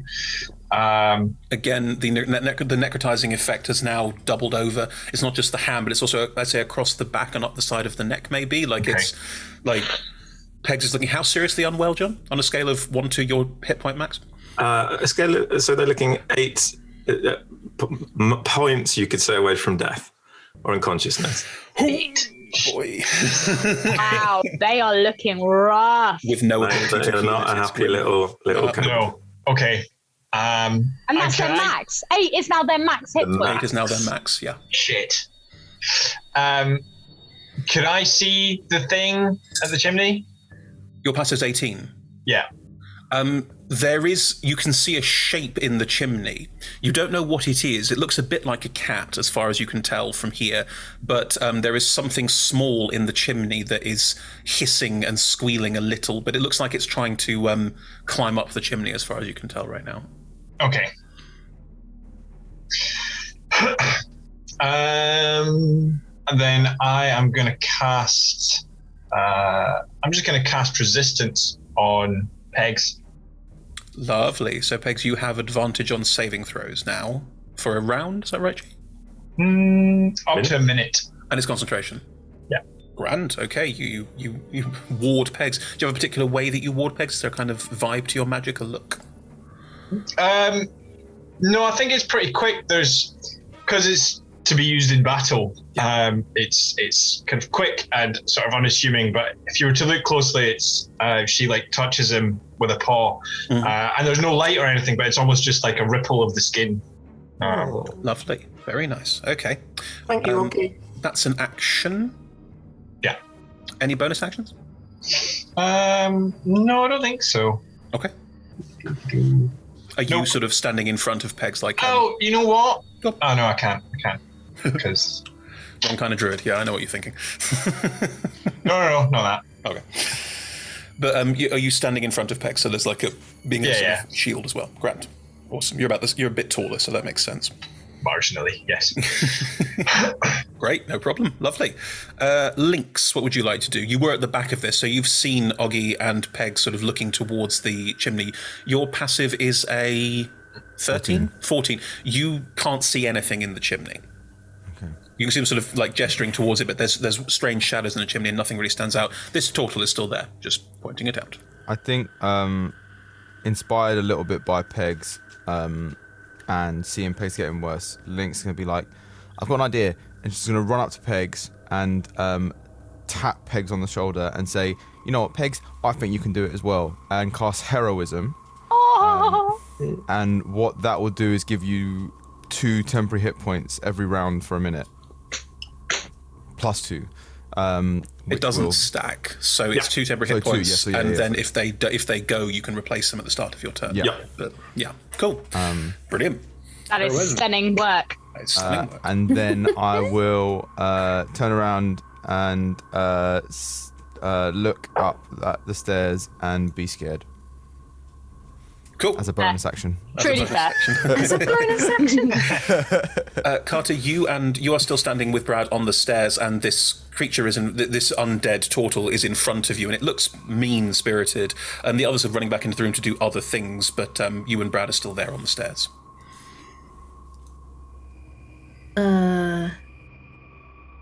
My brain just did. You saw a turtle where they're on the stair. Very good. Okay. I would like to... Panic. Cry. I didn't realize I was up this close. I didn't realize I was next in initiative. I'm going to Brad run. is in front of you on the stairs, and Brad is a chonky boy, right, Anna? Huge. Fucking massive. Brad is. I'm going to say Brad is blocking the stairway. You don't have to worry about being attacked by the thing coming down the stairs because Brad's there. Okay. Champion fighter is doing what champion fighters do best. Yeah, I'm gonna cast then magic missile. Yes. at the creature. Yeah, go for it. At the turtle. Did that roll? Did that do the thing? I don't know, did it? Is it in the thingy? Is it in the thingy? No. I can't see it. How do I cast it? I could press the thingy button, but I don't know if it actually hits it. Just roll. You're casting it at first level. Yes. Okay, that's 3. Oh, that's why. Because I just rolled that it doesn't have a hit DC. It doesn't need a hit DC because it's magic missile auto hits. So roll me the damage on those. Ooh, 5. It's more than that because there's 3 of them. So 1 fires out and. Oh, well then I fire 3. Mm-hmm. So that's 9. Mm-hmm. 12. 12. What do your magic missiles look like? I think they look like little meteorites. Do you sort of conjure them? I like finger gun them out behind Brad. Behind Brad, just Pew, pew, pew. Bisexual action. Yeah. Very Carter's style. You see little meteorites burst out of her fingers and launch towards the undead turtle. They launch out and impact the turtle. The turtle doesn't grunt in pain because it can't, but you do impact it and you can see these sort of sizzling, burning holes where you impacted it, but it doesn't seem to notice that, doesn't seem to feel pain. Okay, it's really dead. It's really dead. Really dead. Oh, lovely. Those impact it. It is now going to stumble down the stairs, and stumble it does. It is not particularly gainly, and as it's going to stumble down the stairs and stumble right into you, Bradley. Right, it swings out with the great sword. I'm gonna take some necrotic shit right now, aren't I? I mean, it's going to swing out with the great sword, and we'll see what happens. Oh, I misspoke earlier. I meant to say great sword, not great axe. I don't know why I said great axe. You've got a great sword as well. I've got a great sword. I've got 2 hand axes, and I think I meshed the 2 together, and I said great axe. This is fine. Okay, so to hit, we have a 19. Does a 19 hit you? Yes, it does. It's only polite to ask, but yes. We have 10 points of damage as the great sword launches through and cuts into you. What sort of fighting is this? Is this like you're trying to block it with the sword, or is this quite a heavy hit somewhere on you? Or do you want to start? So I think Brad is like a champion fighter. Yeah. But also not very intelligent. Sure. So Brad is standing in defensive posture, thinking that will help. Sure. And it comes round the side instead. Sure. So he's like, oh. You get gashed by the great sword quite heavily, and as you do, this turtle is going to stumble forward and reach out with its hand towards your face. Of course it is. So that is the first strike, and the second is a that. The second is a that. 17 to hit you? Oof. Just, yeah. What's your AC? Because you're wearing plate, aren't you? 16. 16. Okay. Am I wearing plate? Let me No, I think you're probably wearing chain then if it's 16 because plate's a nat 18. Yeah, I'm wearing chain. Cool. The hand will just reach out and grab you basically by the sort of beard if you have one, or sort of chin, face if you don't. And roll me a con saving throw. Okay. We're getting a theme here, my friends? We're getting a theme? That's not too horrific. That's a dirty 20. Cool. Your hit point max is not reduced. However, you do take dice. 2 points of necrotic damage as it sort of touches your face, and it. I thought you said 17. Oh no, it's 17 to hit. Sorry, I'm with you. 2 points of necrotic damage, but it doesn't go off your hit point max. It just reaches out and like draws, and you can feel some of your life being drawn out of you into the That's hand. nasty. It is. You probably have sort of a very sort of cool, like necrotic-y style burn on the side of your chin right now. Yes. You look pretty badass. Brad cannot appreciate that just yet, but he will in time. Perfect. Lovely. Right, Brad, it is also your turn now. Okay, so I meant to ask this at the start and I forgot. Fine. I have never had a weapon that has had this before. Yep. On D&D Beyond. Yep. I've got a warhammer. It says versatile next to it, and it's got 2 different damage dice, and I don't know what. Are you using a warhammer or the sword? I'm going to use the sword, but I just want to know why warhammer has that. Because some weapons can be used in 2 hands or 1 hand. Oh, I see. So a D10 plus 5 is a one-handed thing, and a D8 plus 5 is a One-handed. D10 plus 5 is two-handed. Thank you. It depends if you want to do something else with the other hand. Like some creatures have a second weapon, some can cast spells, etc. It's to do. Okay. Okay. I think, in that case, that actually, I would like to. I'm canonically holding my greatsword. I'm not going to meta it. It's fine. Cool. That's fine. Does more damage. Yeah. So I'm going to use my greatsword. I get 2 attacks. Yes. The first is a 21 Hits. Nice. for 11 slashing damage. Cuts through it. Again, it doesn't feel any pain, doesn't groan or anything, but as you cut it, you manage to get underneath the shell and sort of stab through in the side, and there's a sort of slightly rank smell as its undead body starts to fall apart in places. Nasty. And then my second hit was a 26. Also hits, yes. And I'm going to do 10 points of slashing damage that time. You are cutting it down to size. It has now you've probably cut off one of its arms. You've probably it's definitely undead and doesn't seem to be phased by this at all. But you are just slowly and carefully making sure it doesn't hurt your friends and taking it down in a very practiced, methodical way. I would now like to use my bonus action to hammering horns. Yep. So it needs to make I think it's a strength saving throw. Strength save, you got it. As I try and shove it away from my friends with my horns. Back up the stairs. Yeah. I would also like you to shove it over the banister into the room if you wanted to. Yeah. I rolled a 9. Yes! I knew it! How do you do it? Do you sort of hit with a sword and then just lean in and use your horns to just flip it? I think this is a very standard maneuver for Brad. I think it's a swipe, poof, like a full headbutt situation. How wildly cockney of you. But yes, you headbutt it hard and flick it, and it goes flying over the side and lands in the centre, not the centre of the room, but in the room with everybody now, this undead turtle. How much damage does Hammering Horns do? I don't think it does. Hold on. I don't think it does any damage. It's just it gets it away. You flicked him over the banister, so I don't know if it takes falling damage, but roll me a d6. Roll me a d6. Let's just get some falling damage. Add your strength mod as well, I think, because it counts as that. Okay, that is 8 points of falling damage. You bang, flick, and it just goes flying over the side and lands with it's a sort of because it's a turtle. There's a faint sort of clang to it, but also a faint squishy sort of wet as it falls off the side and lands in this space with all of you. Cool. Thank you very much, Brad. Can I just add just for flavour? I just need everybody to note Brad's not wearing that much. Brad, the rippling muscles are ridiculous. Everybody up to this point has probably thought Brad is a child. There is no illusion that Brad is a chunky man in this battle situation. Is the chain stretching a little as you move in? Yeah, exactly. The best of himbos. Good. Right.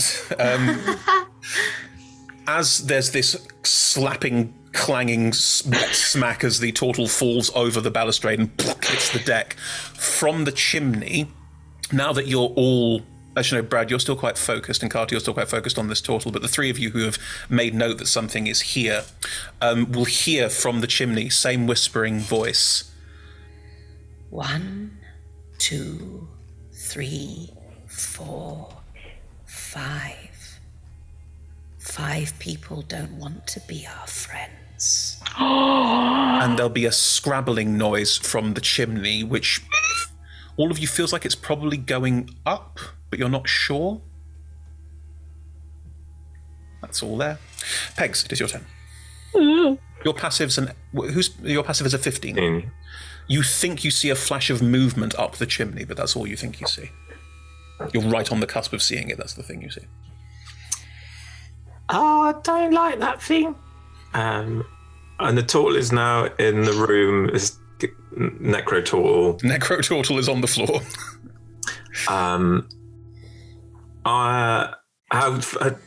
Within movement of me? Yeah.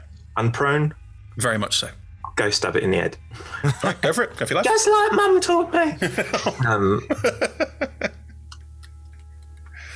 Candle making and head stabbing.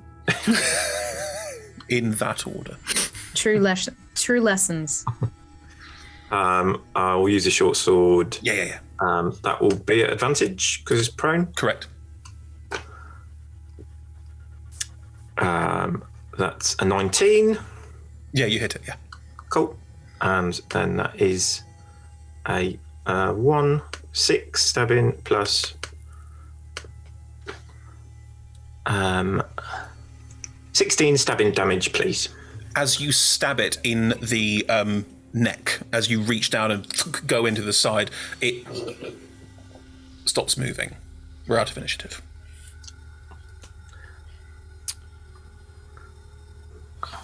What would everyone like to do? There's a nasty cat. Well, yeah, something like a cat, certainly. I think it's gone up the chimney. Can I roll an Arcana check? Sure. What? See if I can get a vibe. Oh, a from the vibe. fates. You want to get I'd vibe like a check? vibe, Oh, yeah. roll me an Arcana vibe check.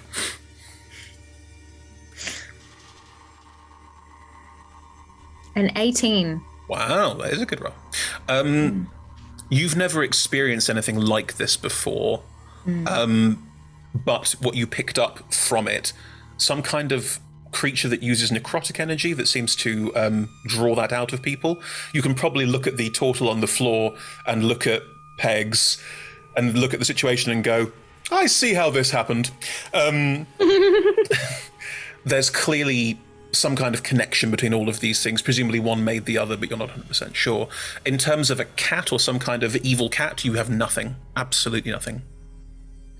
What I'm picking up, just from the vibes, is that this is necrotic in nature. Yeah, Yes, that's what the fates are telling I'd me. agree with that. No, I get you. Yeah. I'm waiting for the day that Gen Z start writing D&D books, and then DMs can legitimately say, "Could you roll me a vibe check?" There's an actual formula for it. It's online. Yeah. You can do a vibe check. I'm so excited to learn this today. Great. I mean, insight checks are basically vibe checks, let's face it. Yeah, there's one that has there's one online that I saw that also has your wisdom in there to be like how you actually sense the vibe. Yeah, it's That's very really great. cute. It's I very like cute. I love it. I think Carter's gonna kick the turtle body. It rocks Yeah, slightly. totally dead. It's totally dead.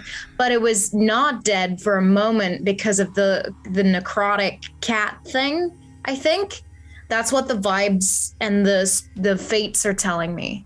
Kicking the turtle made the thing made it sort of roll a bit like a bowl that you've dropped. Fun. Weeble. It weebles. Yeah. I think that Brad, would it be fair to assume that if something went up the chimney, it would come out on the floor that I am on? If you went up to the first floor, then yes. Am I not? I'm on You're like halfway up the the stairs. mezzanine. You're on like there's a slight little mezzanine in this basically Swiss chalet. There's a mezzanine stair. Like there's stairs go up and a mezzanine level, then stairs go up again. Okay, I think I would like to sheath my great axe. Sword. Great sword, thank you. Get out my hand axe. This is my brain. Scramble egg. I love the idea that, what weapons has Brad got? All of them? Several. Sheath my great sword, get out my hand axe and my war hammer. So I've got one in each hand. Yeah, absolutely.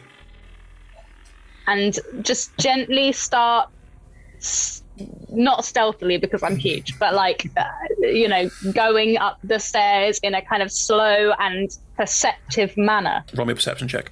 Thank you. Augie would be similarly doing the same thing at the fireplace end. Sure, no problem. Roll me a perception check at the fireplace end as well, G. Thank you.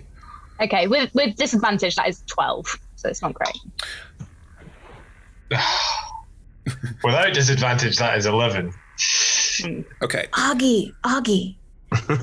do you think so? I used to light the fireplace on fire sometimes when people were doing maintenance in my old place. It was really funny. Do you think that the creature would have to go up or down if I lighted the fire? I mean, I think if you lit a fire, it would have to go up. So, yeah, that'd certainly be a way of stopping it coming back this way. There's plenty Yeah. of That's a good idea. kindling in this room of broken furniture that you could use if you wanted to. Yeah, I'm gonna gather some firewood.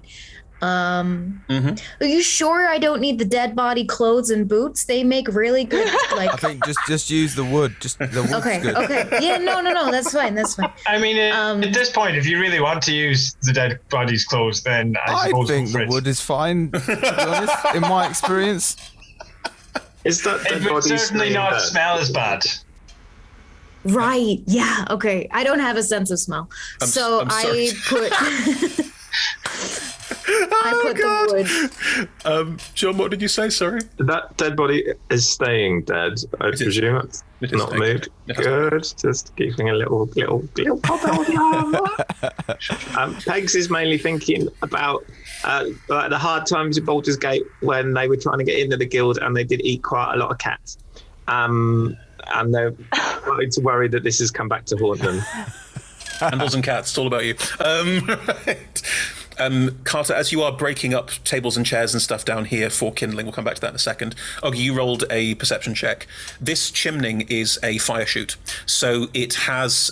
It looks like the chimney goes down below as well and goes up, and you can't quite fit your head into the chute because it isn't huge, it's designed to be a flue, but you can see how there's probably chimneys on each level of this, and it looks like it's designed so that the fire would be set downstairs in some kind of furnace and would then heat up the whole house, but there is a kind of decorative fireplace in front that could be used to light a fire, and then the flue would still work. It's quite advanced. Oh god, Swiss chalet that we're in. And I am. Do I see anything to either sort of solidify or dissuade me of the idea that it went up? No, you probably, I tell you what you do, so you find some small cat-sized claw marks in the flue, and you heard scrabbling of it going up, but once you get there and look up, or try and look up as best you can't see anything up or down. Okay. Bradley. Actually, Brad. Not Bradley, just Brad. Brad. Yes. Brad. Brad. Slowly creeping upstairs, weapons in both hands. You are listening quite intently. Mm-hmm. In front of you is a hallway, and off it there are 5 doors. Standing at the top of this hallway and listening out, you hear nothing.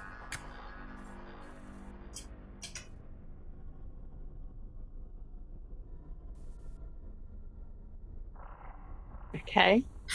You rolled a 12. I mean, I don't know what to tell you. I know. I also realised that I don't think I have 2 weapon fighting. So what I've done is actually very stupid. No, I do. I have 2 weapon fighting. Everyone has 2 weapon fighting, arguably. You can attack with your offhand, you just don't get to add your strength modifier. But I can attack with my offhand and then use my extra attack. Of course you can. You get 3 attack. You would get So 3 attacks. actually what I instead of did 2. was an incredibly intelligent thing. It's statistically interesting, but never mind. Actually, no, because okay. you're a champion, it is actually the correct thing to do, because the more rolls, the better, because you crit more often. Great. Rules stuff aside. 5 doors. 5 doors. And is there a door at the end of the corridor? Like, does the corridor lead somewhere else, or is there a door like there? The doors seem to go off the corridor to the sides, and at the end of the corridor is a window that has also been shattered. Okay. I'm gonna go So, grab the candle downstairs and then shout up to Brad, "What's upstairs?" as in your candle, not My the candle public downstairs. candle. Yeah, great. Oh, that one's stopped smoking now. It's just sat there, cold. It is also quite cold in here. Not as cold as outside, but... No, it feels. Carter, Oggy, potentially Pegs as well. I presume you're working together to light this fire in this fireplace. Would that be correct, an assumption? Cool. Okay. I'm actually being a kobold, and I like traps and little inventions and things and ramming things together. Can I have a look at my alchemist supplies? Because I am a member of the Guild of Alchemists. Absolutely. And the Viking Division. Yes, Ooh, My flasks of oil, bits of string. Could I make some kind of explosive device that could possibly, in an emergency, be dropped down a flue to cause an explosion lower down the house? Yes. How powerful an explosive device are you trying to make? Just not to blow up the whole house, but just to maybe light a furnace. I see. So you want a sort of fire starter kit that you can sort of chuck down the flue and then... Yeah. Roll me a check with your alchemist tools and your intelligence modifier. Okay, so am I proficient? You're proficient, so it's plus your 3, I think, at this level. Yep. So 3 plus your intelligence mod. 22. Yeah, you make a little fire starter kit. You reckon if you dropped it from about 5-10 feet of height, so you can't just like throw it on the floor, but if it had a good sort of drop, then the pieces inside would break and cause a small conflagration that, if there was kindling, would then light up fully into a flame. Yeah, you tinker that away while the other two are making fire. Lynx, are you going up to help Brad, or are you? I just wanted to find. I just shouted up to find out what's upstairs, so I'm not. I'll wait downstairs until I get an answer. Brad, okay. Well, okay. So there's like a broken window. There's 5 doors. They're all closed. And I can't hear nothing. Ajar, like they're not like all shut, like they're all hanging. They're all not open. And I can't hear nothing. All right, we're setting a fire at the moment. Can I see where the chimney is on this floor? No, it must be inside one of the rooms. Can I tell which room? Roll an intelligence check. A flat intelligence check. Yeah, that's a 1. Yeah. You can't quite work out where the chimney would be. Can't quite, or just not even slightly. You're like, I'm sure it come up somewhere. Could be any of these rooms. Maybe it goes there. You can't. Where is the chimney? It's downstairs. Yeah, but where upstairs is the chimney? I don't know. You're upstairs. Can Augie shout out something? Can I roll something to see if I can give some sort of direction? Yeah, I'd say so. Is pissed off. You don't need to roll anything. Just, say it's above. It's sort of try and find a way to give directions to Brad. Turn right when you get to the top of the stairs. Yes. There are 2 doors on the right. There's okay. Is it like on my right on the right or on my left on the right? It feels like you have more information about what's upstairs. That's what I'm saying. I don't know, like. Is it right? So when I turn right, there's 2 doors. There's one on my right on the right, and one on my left on the right. I've got the fire if you want to go and help her, lovely lady rabbit friend. Help him. You can just call me Augie and then just walks away. Okay, so Carter, you're working on the fire. Grand. Yeah. And Augie, you're going upstairs to help Brad. Yeah. Augie, no check required. The fire goes out. The fireplace probably comes up in looking at the 2 doors, the one closer to the stairway than the one further away. Cool. I think it's probably in here. And we'll go over to the door and sort of nose it open a bit and see what I can see before going actually stepping in. As you nose the door, it will sort of swing open. Inside the room, this is what looks like some kind of... there's a big metal bath along one wall. The fireplace furnace seems to come up in here, and looking through it, it looks like the fireplace sits in between 2 rooms, so it would heat both of them. But this is basically a bath. There's a smaller bucket to one side, a mirror above it that has been shattered. But this looks like some kind of bathroom. There is also what looks like a chamber pot in one corner, but it hasn't been used in a while. Yes? Is there water in the bathtub? I mean, Augie I'm not there, but Augie is very small. Okay. That's what you see. hate this. You can hear Carter sort of tinkering around with the fire below the flue. And if you're at that point, because you can make fire out of your hands, I think. Yeah, I can produce flame. There will be a sort of thin wisp of smoke starting to come up the flue, and you can see that it will go up sort of in between and then continue upwards. Some smoke will get caught in this space, obviously, but it is designed to be a fire space in between two rooms. I mean, I guess.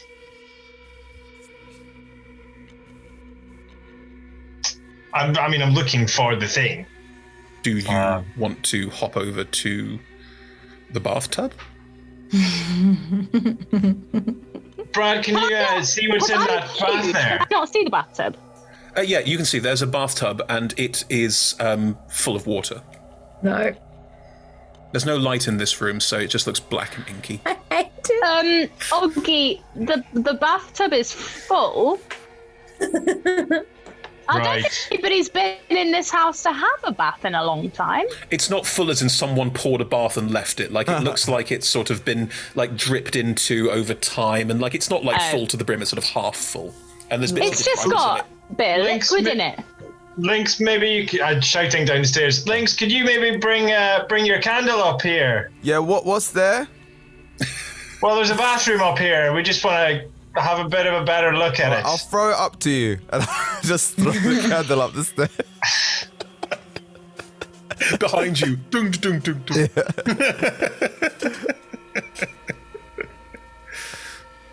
Brad, would you mind? It's sort of difficult for me to walk properly and carry a candle at the same time. Would I mind what?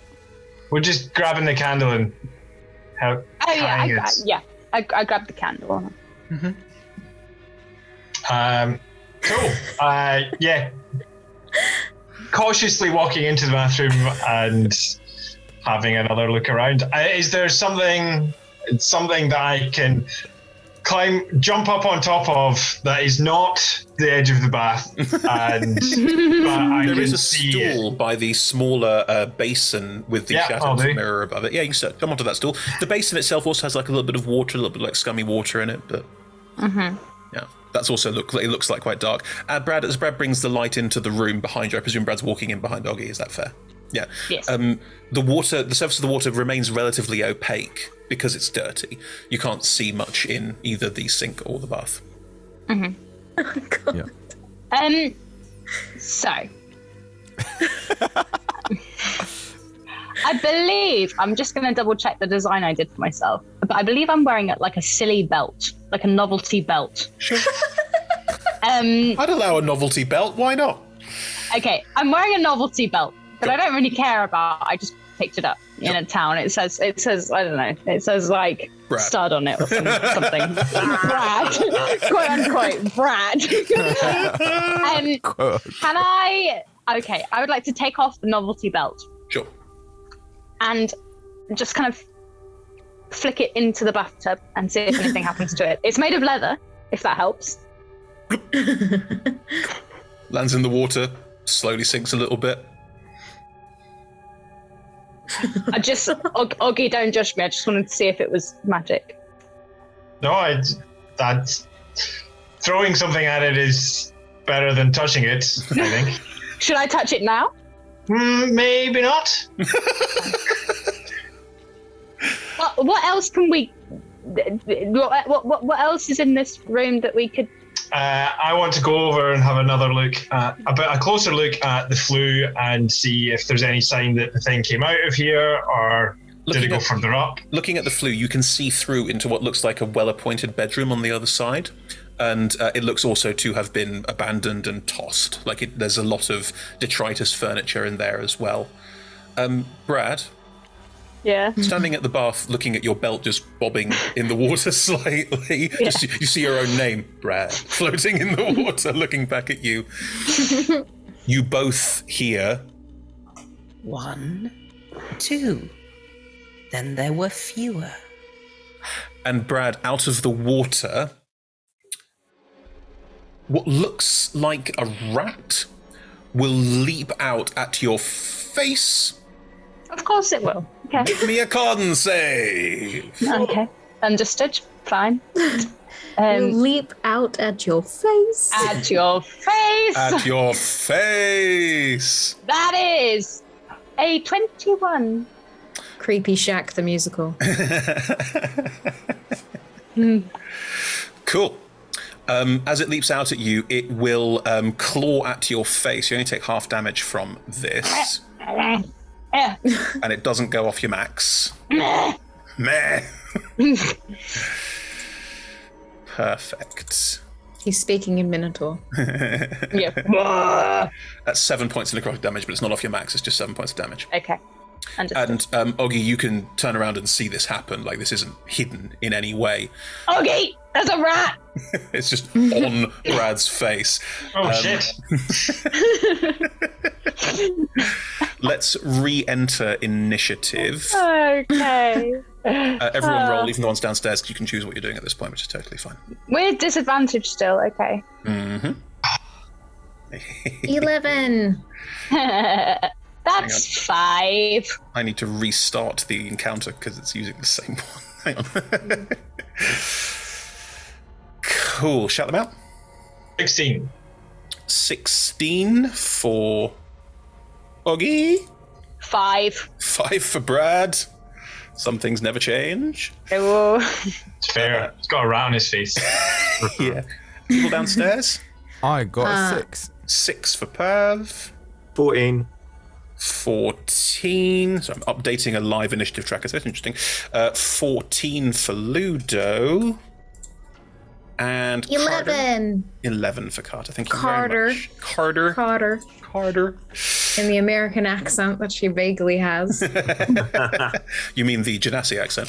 A Genasi something or other that's this, whatever this is, that isn't. Gee, did I get a my 16? accent. Is that right? Yeah. Great. Then it is your go first. Brad has a rat on his face. You Cool. also hear... Face. You also hear from other rooms upstairs more sort of like low shuffling footsteps. Uh-oh. Oh, great. Cool. I cast Magic Stone. Do you make the rat stoned? Is that what that does? No, so, sorry. Magic Stone is the bonus action, so I cast that and make 3 pebbles magic. So I just sub a little bit of rock or something that's around. Let's just try to say it. That's totally fine, yes. Yep. That sees this is happening and it's just like, hell? And so, yeah, it's just, I just pick up some three stones, big and magical, and then I just lob one of them at the rat. Mm-hmm. For dirty 20 to hit. Yeah, that hits, yeah. Which does 7 damage. Sure. I think I'm trying to knock it so that it comes off his face. It's a rat. Ideally. You throw a rock and bink, hits the rat, and the rat goes and goes flying off and blook, hits back into the bath. That's fine. Hey, you all right there, Brad? How's your face? He's fine now. There's a little claw on the side of Brad's face, adding to the cool burn on the other side. Jawbone. Yeah. Scar here. Brad's having a cool scar day. Good, right.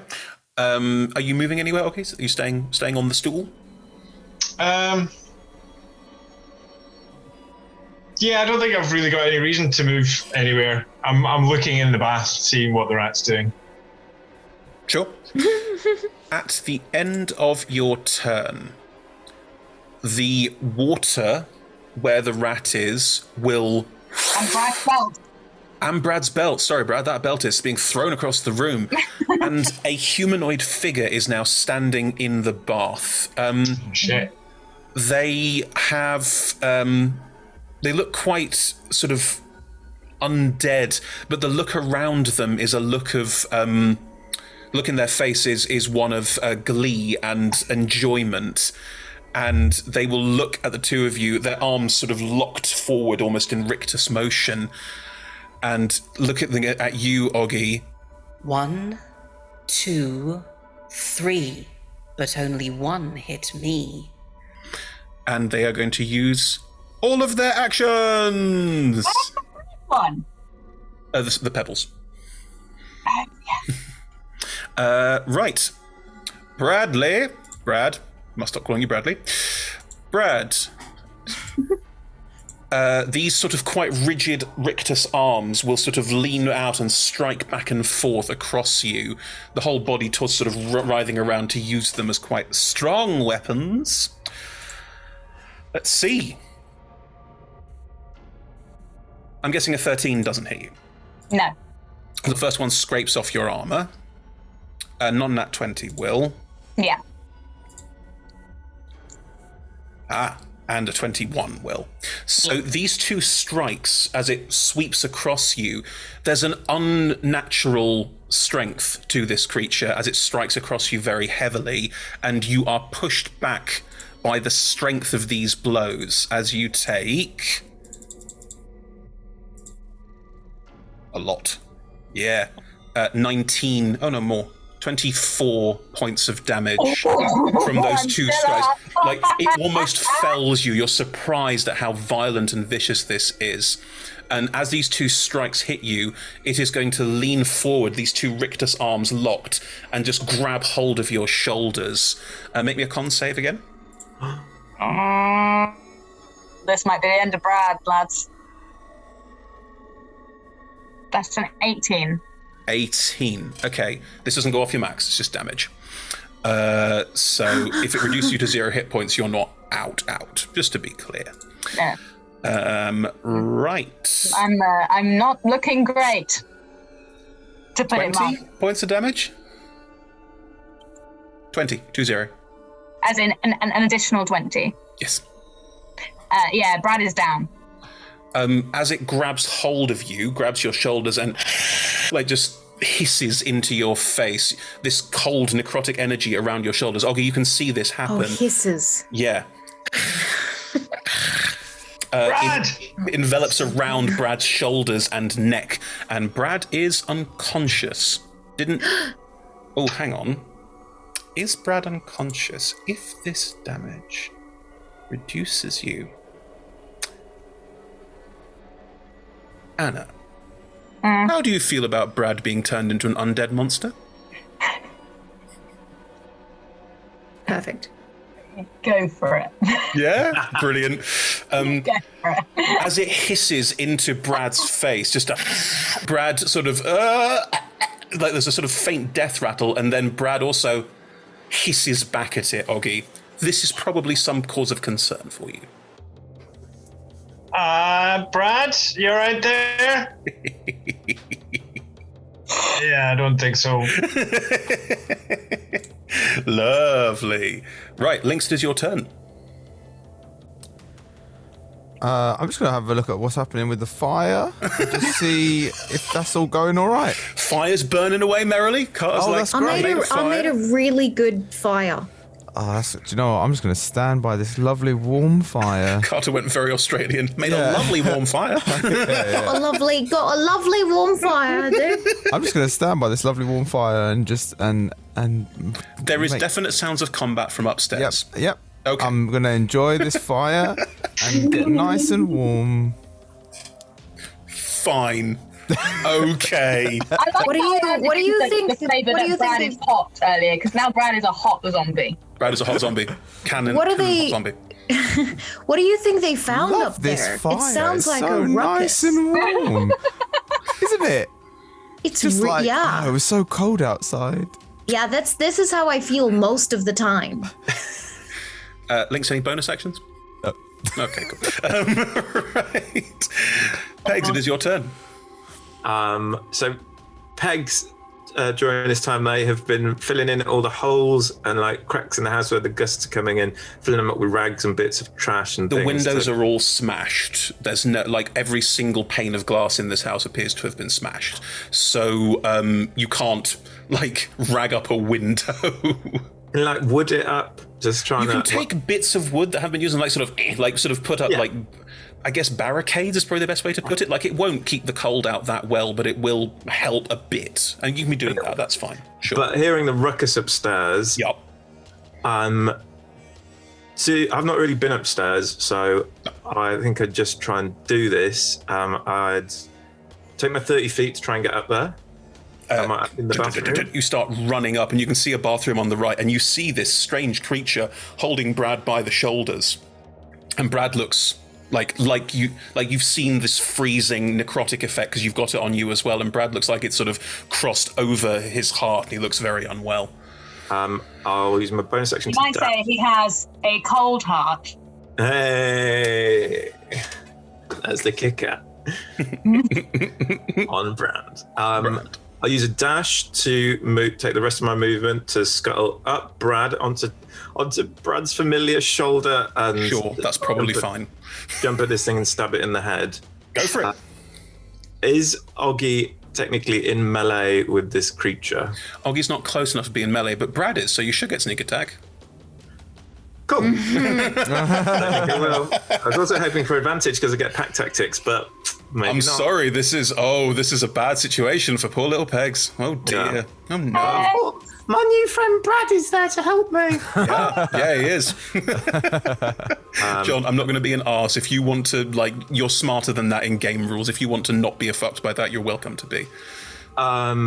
Yeah, Pegs is pretty smart. So if it's clear it's a zombie, I was more hoping that Oggy was close. I think if you jump up onto Brad's shoulders to do what you're talking about doing and realize that something's wrong with Brad, because Brad is now cold to the touch. Something's definitely wrong. You can. If I got to the top of the stairs and saw that Brad is now frosty, is there any way I can hide up there? I'd use bonus action hide and then shoot. The corridor is from the corridor from the bathroom is there's not much light up here at all. There's now the glowing candles. You could easily find some little alcove to dive into and then ping, fire a short bow out of. Absolutely. I would like to try that. Please do. At disadvantage. Come on, little Peg. Why are you at disadvantage? Because I'm exhausted, mate. Oh no, that's not on it. Oh, the stealth check. I'm so sorry. That would be a 16, and I'd be shooting at the watery monster. Yeah, the undead cold thing. Sure. Would they, with a 16, know I was there? No. Cool. I mean, they're not really focusing on you right now. Hey, that is a natural 20. That hits, yeah, absolutely. Do it, Pegs. So that is 13 plus... Haha, lots of dice. 13 plus 29, so that's 42. Oh nice. Gosh. Nice. That's I think, yeah, Oggy, as you're there going, oh god, this is a terrible situation, suddenly, an arrow comes out of nowhere and hits this thing on the side of the head, and it shrieks, and it's awful. And Carter, Lynx, from downstairs, you hear an unearthly shriek echo through the entire house. Cool. Lovely stuff. Pegs, you are there. You've done this. Great. That's all my things. That's all your things. Great. Lovely stuff. Carter. I immediately run upstairs. And from the stairwell, would you say it's about 60 feet to... Oh, much shorter space. This house is much shorter? Okay, this house is barely 50 feet across. It's... Okay. Then I would like to cast Enlarge on Oggy.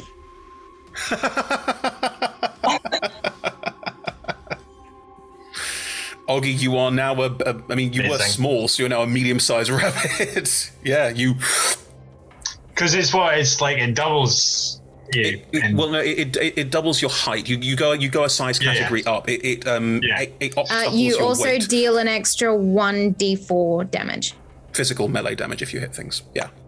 So Oggy, you swell up. I'm now like a 6.5 feet tall rabbit. That's terrifying. Yeah. Good, right? And Carter, you're standing in the hallway just holding this. I will remind... Actually, no, you weren't here. Not important. Only people upstairs heard this. I will remind Oggy that you heard other steps moving around upstairs. Just saying. I didn't. No. I did.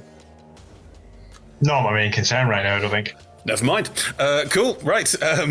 Carter, are you standing in the hallway as well? You can't see Pegs, but I'm on the first step down of the stairs. Gotcha. So that I'm kind of behind the baluster, not being directly seen by what's happening in the bathroom. You're doing the mage thing. We're standing slightly out of the way. Yeah. Grand. No problem. Brad. Brad. Oh. The creature in front of you, they want friends. They want people to share their home with them. Oh no. And you've been invited in now and you feel comfortable here. This feels right. Surely your friends should join you as well, no? The figure in front of you, the arrow sticking out of its head, just turns and looks at you and says, 1, 2, 3, 4. Wouldn't it be nice if we had more? Okay. Is right. Yep. Do you want me to make choices for you? Would you want me to push you towards choices? How do you want to do this? Question. Yeah. Is there an option for me to try and persuade them without damaging them?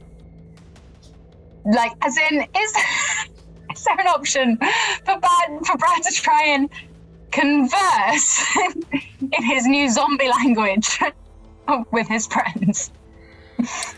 Can you roll me a charisma saving throw to see if you have choice over your actions, or if the this thing does? This is not going to be good. Well, this is what it's for. An 8. I think you think in the back of your head, I should talk to them about this. But swords speak louder than words. And can you turn around and attack Oggy, please? Yes, fine. Thank you. Okay. So let's do. You're not using your stat block. Just roll me a d20. Oh, sorry. Yes, you're correct. Otherwise it's What am I bad. rolling? Roll me a d20.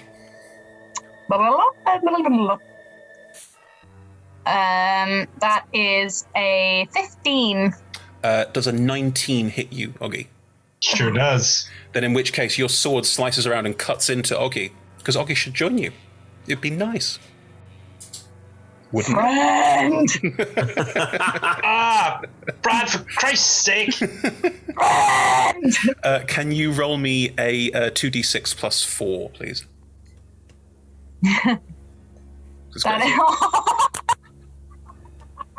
Oh no. That is 2 6s.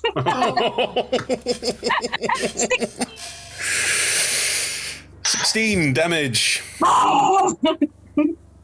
And can you reach out to Oggy and try and touch Oggy? Is it gently on the face? Is it a thump in the shoulder? What would be like a sort of matey thing you would do to Oggy? I think it would be a very much hard hit. So I got my booster out. Hard hitty on the shoulder. Oh Go for a hard hitty on the shoulder. Roll me a d20. Yeah, like a bro kind of. Yeah.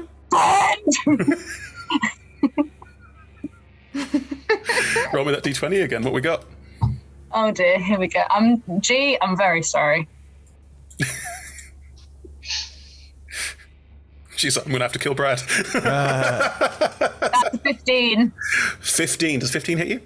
It does. You rolled a 15, so it's 19, so yeah, it hits as well. Cool. Anna, can you roll me a d6? And G, make me a con save?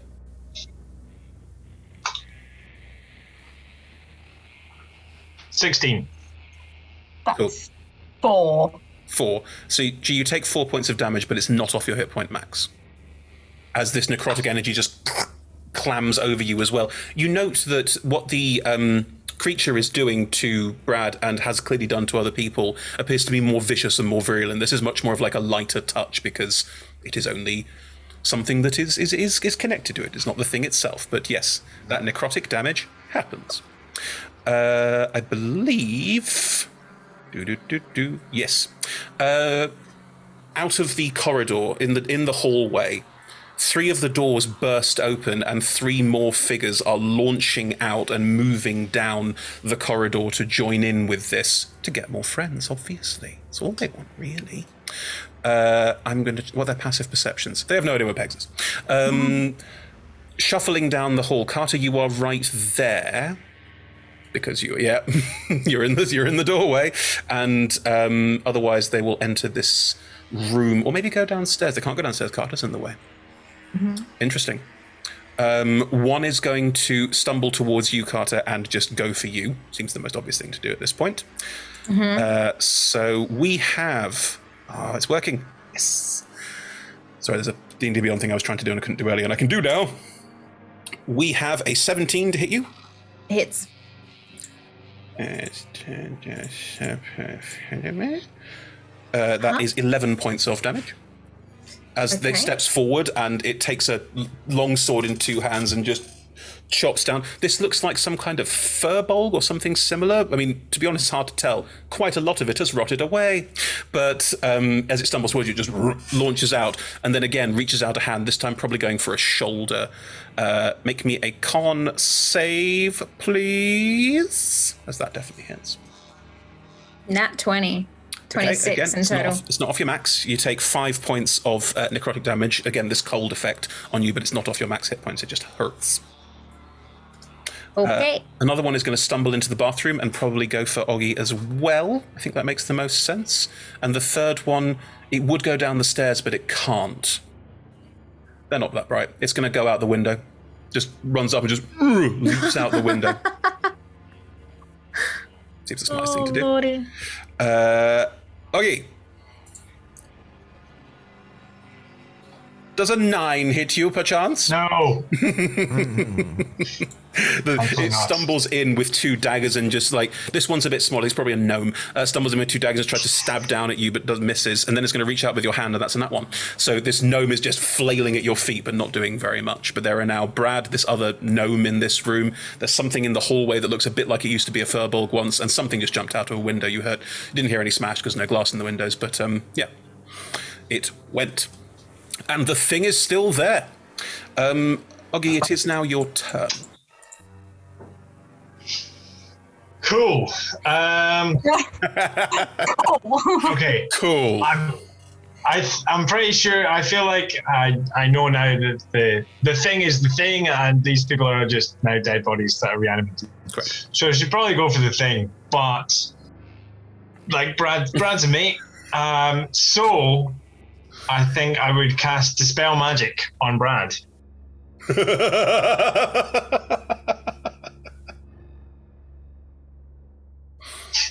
You cast Dispel Magic on Brad, and Brad just hits the deck. Oh, on the deck. Everyone's there going, oh, just collapses in a sort of wet, splattered heap, and and the gnome probably does a look of like, behind it with a slightly weird look on its face. It wasn't expecting that. And I think the thing in the bath just looks at you with a kind of, what? Like, wasn't expecting that at all. Is Peg still on Brad's shoulder? No, I'm in the hall. Pegs is hidden in the hall. Pegs hid in the hall and yep. didn't go on the shoulder because I thought it'd be too cruel to jump. Cool. And then as my bonus action, I am gonna Druidy Balm of the Summer Court. Ooh. This is, I can restore HP to one creature I can see within 120 feet. So, Brad. And so I'm gonna, let's go with, I've got 5d6 to spend, so let's spend 3. Sure. So you get one temporary hit point per die. So that's 3 temporary hit points plus another 4, 6, 8 hit points. So 11 all in. To be clear, rules as writ, this wouldn't work, but I think it's gorgeous, so you should do it. Can you roll me, Brad, can you roll me a con save? Let's just make this part of it. Be fun. Okay. It'll be fun. Why wouldn't it work? Rules as writ? Because Brad is not unconscious, Brad is dead. It doesn't matter. No, it doesn't matter. I think it's nice. So with a nat 20 on the con, Brad, you just, what? And you're now fine. You are you again. You have the 8 hit points. Was it 8 hit points? Yeah. You have 8 hit points and 3 temporary hit points. So you have 11 hit points at the moment, arguably. But Absolutely yeah, you are just there going, was I dead? Like, it's literally incredible that scenes. Also, Augie is now twice as big. I don't know. I feel like maybe if Augie's standing over you, you don't notice it at first. Necessarily. Like Augie's right in your face. Brad, are you all right? Oh. Was I you dead? feeling? Did this thing killed me? What? Yes, it killed you, and then you were a zombie for a minute there. Oh no! Just maybe worry about that after we kill it. I kind of nudging at, like, trying to get under his back, or under his head, and like push him up to a sitting position. You have advantage on strength in a checks, kind of like strength that saving. thing there.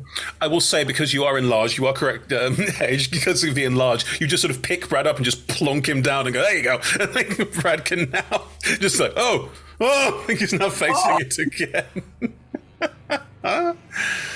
Brilliant. Love. I love that. Everything that just happened.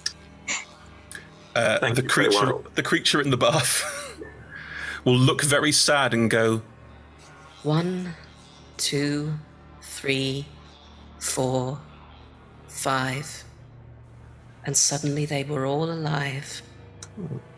and is going to, just launch into melee. Like, is upset. You took away its friend. All I wanted was a friend.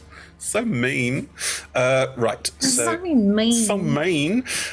So we're going to start with Brad. Brad, does a 21 hit your? No, it doesn't. No, yes, it's fine. Brad immediately And come dies on. again. Yes, Oh. perfect. 13 points of damage. You are Yeah. knocked aside. You're only unconscious. It's not turned you into a 20 points of damage, did you say? 13. It's enough. You just 13. bang. Like, Oggy, as you raise Brad sort of stands up and then just gets knocked unconscious and thrown against a wall. And it's going Brad! it's going to get out of the bath, but it does a strange, almost like hop up and then levitates over towards you, Oggy, and is going to reach out to you and say, One new friend. make me a con save. Me? No, you're on the ground. You're unconscious. So leaving you alone. 15. Not enough. I don't think you're very friendly, actually. Yeah, taunted with words. 1, 2. It bounces off me and sticks on you. That is 19 points of necrotic damage, which has taken off your hit point max. Are you knocked unconscious? Yeah. Oh my Jesus. Pegs, you're probably the only one who sees this because of the angles, but you look into the room and you just see this thing. Again, its arms are stuck forward. It's almost rictus-like as it grabs hold, much like it did earlier, of Oggy's giant shoulders and freezes over. And Oggy is now something else. And Brad's unconscious. Cool. Lynx, you're downstairs warming yourself by the fire. Well, that's nice, isn't it? I feel like now I'm on my own. I can't stay down here anymore. May, it is your call what you do. I'm- These are people who you might want to spend time with at some point in the future, I'm just saying. Okay. Okay, I'm could gonna just run. run. I'm gonna run There's upstairs. a front door right there. I know there Just is. run. I'm gonna try. I'm gonna run upstairs. Cool. Carter is on the stairs. There's a very undead-looking tall thing, possibly was once a furbog, leaning over her with a sword in hand, cutting away, and Carter's probably there trying desperately to fend off the attacks. Is Carter in my way such that like I can't really get around or like do anything really? You are canonically as wide as you are tall, so yeah, you can't get around Carter. It's only a single file stairways. No, we're not going to fetch it. It's fine. No. All right. In which case then, Carter, you've been hit by how much? Not that much. Taking some damage. A little bit. Like 16. Okay, fine. In which case, then I will just run up behind Carter and say, I don't want to say anything. I'm just going to touch on your back and cast Cure Wounds. Huh? And that is 7 points of healing. Real? Yep. And then as a bonus action, can I see Pegs? No, Pegs is hidden. Oh, damn it. In which case, then, as a bonus action, I will give Carter Bardic Inspiration And How I'll do you inspire Carter? By having been a little bit too close to the fire and like slightly singeing one of the outer layers of my clothing. Oh, no. I will come up and just like waft the slightly singed furry material in Carter's face in the hope that that brings back memories of home.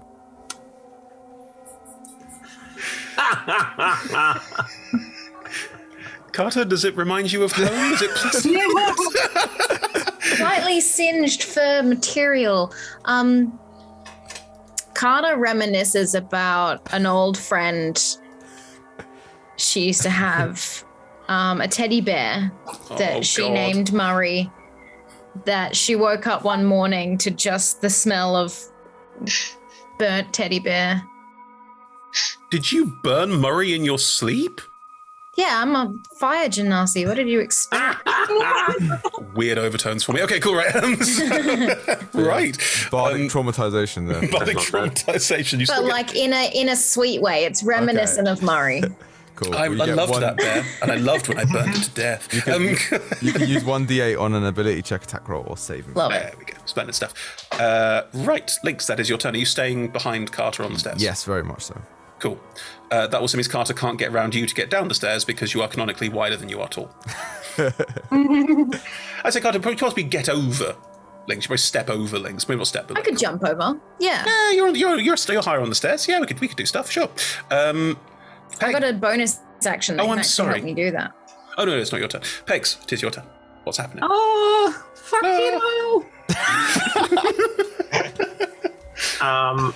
Oh God! So this room now has an undead Oggy, an unconscious Brad, a nasty-looking gnome, this thing, whatever it is, and then next to you, like if there's your cubbyhole, there's a fight happening like there. Is the remains of a furbolg hacking away at Carter. Right. I'm going to use my good arrow. It's a special hybrid arrow it's an arrow that's wrapped in wax with a wick on it. I want to light it, put it in my bow. Robin Hood, Prince of Thieves, this thing. Step out, take steady aim to give me advantage. Hang on, just to check. Is this a magical item, or are you just? No. This is just a stupid idea that I've had while thinking about my turn. You know what? I'm going to say that it counts as a fire arrow because I think it's cute. Why not? Why not, indeed? Because what is D&D but us telling stories together? Lovely. Burning arrow, it is. So yeah, I'm going to plant my little claws down, take my steady aim, and shoot it at the cat thing that hurt me's head. Watery ghost. It no longer looks like a cat. It now looks like a watery human. But I figured it's the same thing. It is the same thing. You are correct. Yes. Cool. I recognise that scream. Shoot it. From my extremely short bow. That's an 18. Yeah. Yeah, that hits. Plus 18 to hit. Yeah, hits. Yeah, absolutely. For 6 plus. Do me an extra d6 of fire damage. Let me just. Oh, no, stop it. Let me tell you the piercing first. Is 7. Oh, 2 1s.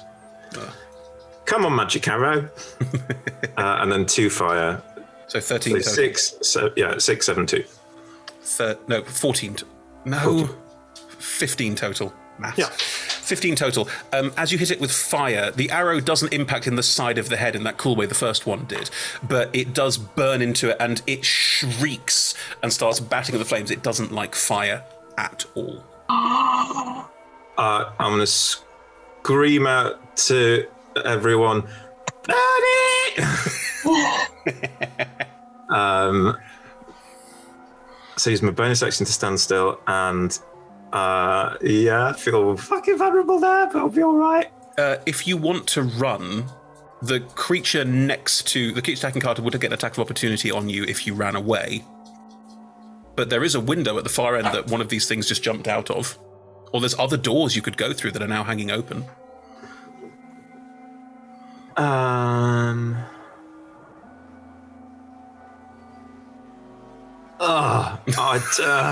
God, it's all so scary. Choices! I want to run into the bedroom the other place where the furnace is. Can I see the furnace? The flue, yes. If you run into that room, if you run away, there is an attack of opportunity waiting for you as you Cool. go. I'll go for it. Grand. Then, in which case, as you run, the what once was a furbolg, when I was a young furbolg, is going to strike out at you as you go. It's an 18 to hit you. 18 on hit. Uncanny dodge though. Cool. Okay. Fingers crossed. Fingers very firmly crossed. 12 points of damage. Then halved. You halve it with uncanny dodge, so that halves to 6. So yeah, I'm still out. You've got 2 hit points. God. I got 2 hit points. Ooh, okay, yeah, you run and this thing slashes at the back of you and you just fall forward. You clearly are in a right state, but you can manage to crawl yourself through the bedroom door. This larger room, it is very well appointed. It's clearly in a state of disrepair, but it was clearly quite a nice shack bedroom kind of thing at one point, and you have now managed to get inside it. The door is still open. You can see through the flue because it opens on both sides, this carnage in the bathroom, but the flue is right there in front of you as well. Okay, cool. That is the end of your turn. Carter. I cast Burning Hands on the furbolg in front of me. I do have a question, however. Is the other zombified creature within 15 feet of the furbolg? Oh, you could easily make your burning hands reach inside the bathroom. Yes, that would be absolutely fine. I want to try and hit them Brad both. is in there, as is Zoggy, and it's not even a zombie. Undead zombie Oggy, and Brad's body, and the gnome. You could definitely It's a 15-foot cone. Yeah. So I'm hoping that if Brad was knocked against the wall, that he's somewhat shielded. We're going to do some rolls for this. That's the best way to do it. Yeah. Fair enough. It's a dex, dex 14. Oh, the undead, so famously Dexy. Yeah. That's why I thought that would be a good idea. Also, so famously Dexy. Brad, you're unconscious. You can't do anything here apart from this. Wait and see what happens. Right. G, can you roll me a d20 first for Oggy, because you're definitely in the cone of this. 8. Cool. You will take full damage. Sorry, I just checked the dexterity for this thing that has rictus arms that mean it can't move very far very quickly, and that's a terrible dex save. Let's see what happens. I don't think I'm going to pass it somehow. Go, Carter. That's a -2 on a dex save. So, yeah, nice. It will also not save against this. Are you going to try and angle it away? So you haven't seen Brad fall. So you haven't seen Brad fall. You have no idea. So it's a D100. It is just a random roll. Let's see what happens. Yeah, okay, I can do a D100. I think it's the safest and fairest way to do it. Easy. No, it needs to. A 72. 72. You don't hit Brad. Okay. And I will just roll for the gnome as well. We have and the furbolg.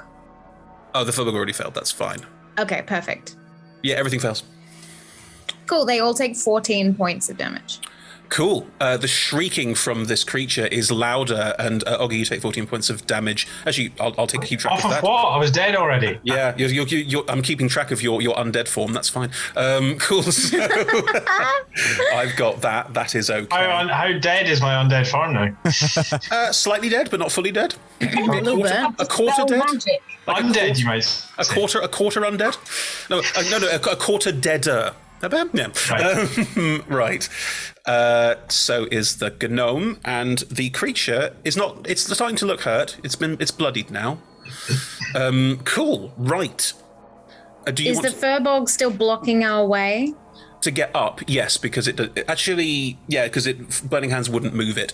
It used its attack of opportunity to hit Pegs as Pegs ran away, so you could go away now. It's probably faced away from you slightly, so that if you tried to vault over Lynx, you would be okay. It wouldn't strike you as you go. Yeah, I'll vault over Lynx and hide behind. You're doing hopscotch on the way down. Yeah. We're playing leapfrog. I'm hiding behind them, and they can take the brunt. Roll me an acrobatics check to do, or athletics to do a sort of vault over. That's perfectly fine. Both of which I have disadvantage on. Why? I think the armor I chose. I don't know why. Take away the disadvantage. It's fine. Okay, then I got a 16. Yeah, you're fine. You vault over Lynx, like whee over the top of Lynx, and then on the other side of Lynx, you're suddenly face to face with this burning furbulk. Just like rotting flesh and flames. Where the furbug was already like not even really a furbug anymore, it's now not even really a head anymore. Good, right. Splendid stuff. Brad, make me a death save. Oh, there we go.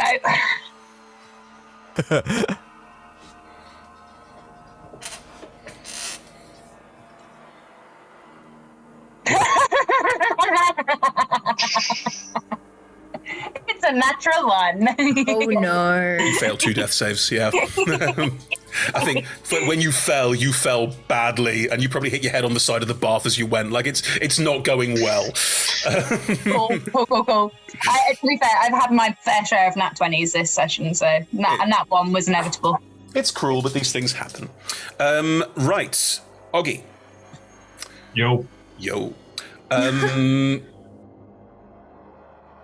The creature in front of you, it turns to you, and the creepy voice is still there, but a lot of the, like, spooky counting thing is gone. It's just...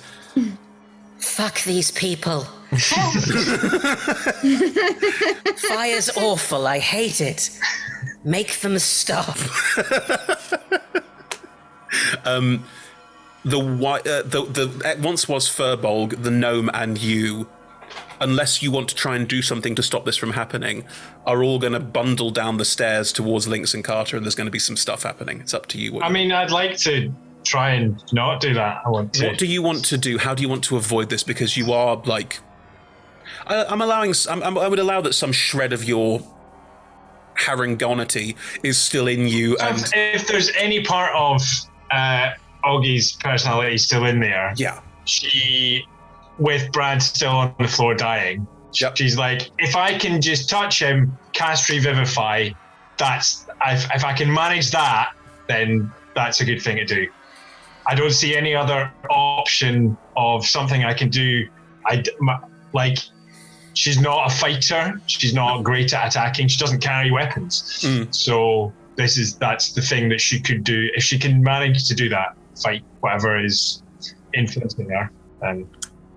She's also back to original size. Yeah, that would make sense. Okay, then in which case you are... I will say, if you can make me a charisma saving throw, let's see what we can do here.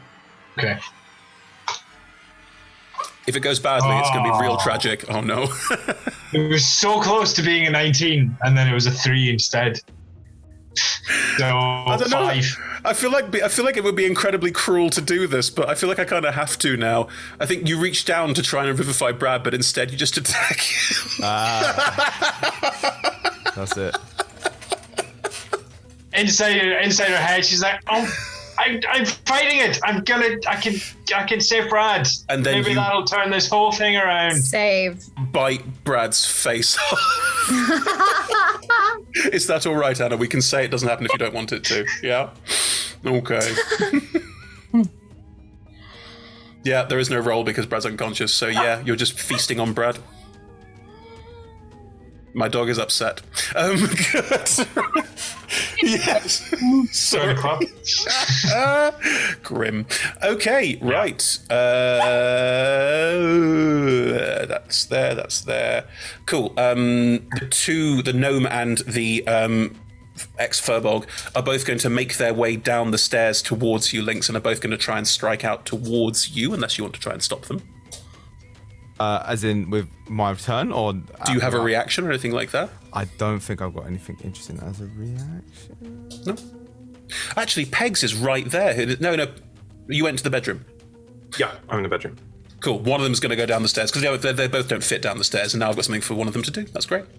Cool. One is going to come down the stairs towards you, Lynx, and is going to strike out at you with, I think it'll be the Furbolg, so it'll be the longsword again. Does an 11 hit you? It would, but I'll use my reaction to use my bardic inspiration to do cutting words and say, you don't want to come down here, mate, because there's some fire down there. And then I will. What do I do for? How do I do cutting words? You roll your inspiration dice and take it off the attack roll. Got you. Because I do have a AC of 10. Wow. But that's 2. So it's enough. Yeah, it sort of like stops in mid-strike and doesn't really know what's going on and sort of leans into the attack but doesn't actually strike you but is right there in front of you. Instead, it's going to reach out with its hand and try and grab you in the center of the chest and try and necrotize you. Necrotize. Necrotize. It's a non-natural 20. Okay, that will hit. Roll me a con. Roll me a con save. Oh no! Is Carter okay. gonna be the only one left? I got a 6. I did pick the lucky feat for this situation. Oh! So I will roll again. Go for it. And that's a 10. 11. It's nowhere near enough. Cool. So it reached out and grabs you in the center of the chest, and you take 7 points of necrotic damage, which is also taken off your max. Okay. And it's just there grabbing hold of you. Pegs, in the bedroom, desperately trying to crawl away. Behind you, a small figure, a gnome, is going to run up to you from behind, leaning in towards you, and is going to try and stab you with its daggers. That's my trick. We have a... Cool.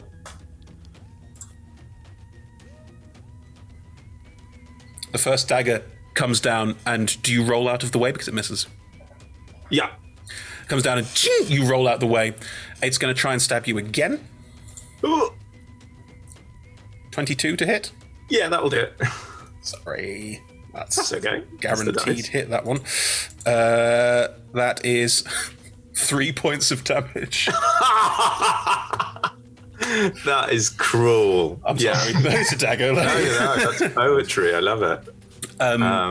You are knocked unconscious by a dagger stab as you roll out the way. The second one comes down, probably straight down onto your chest, and you just go. And there will be necrotizing damage, and you will be raised next round. I think it's fair to say that Lynx, Carter, you hear from the back of the house, Peg sort of like dying. Sorry, Mum. You won't get to have a sim relief feast after all. They'll still have it. You just won't be there. I was bringing the money for it. Oh dear. Oh no. Okay. Guilt. Stepping out of the doorway, this rictus creature is going to step out behind the thing that's the Furbolg that's moving down the stairs, looking down towards you, Lynx, and is now that the flames have burned off it, and now that it looks like it's got the upper hand, is going to look you very closely in the eye and say, 1, 2, 3. All my new friends are joining me. And is going to reach past the Furbolg and try and grab you as well. Make a con save. All right, that's an 8. How many times? How does this lucky work? Can I do it every?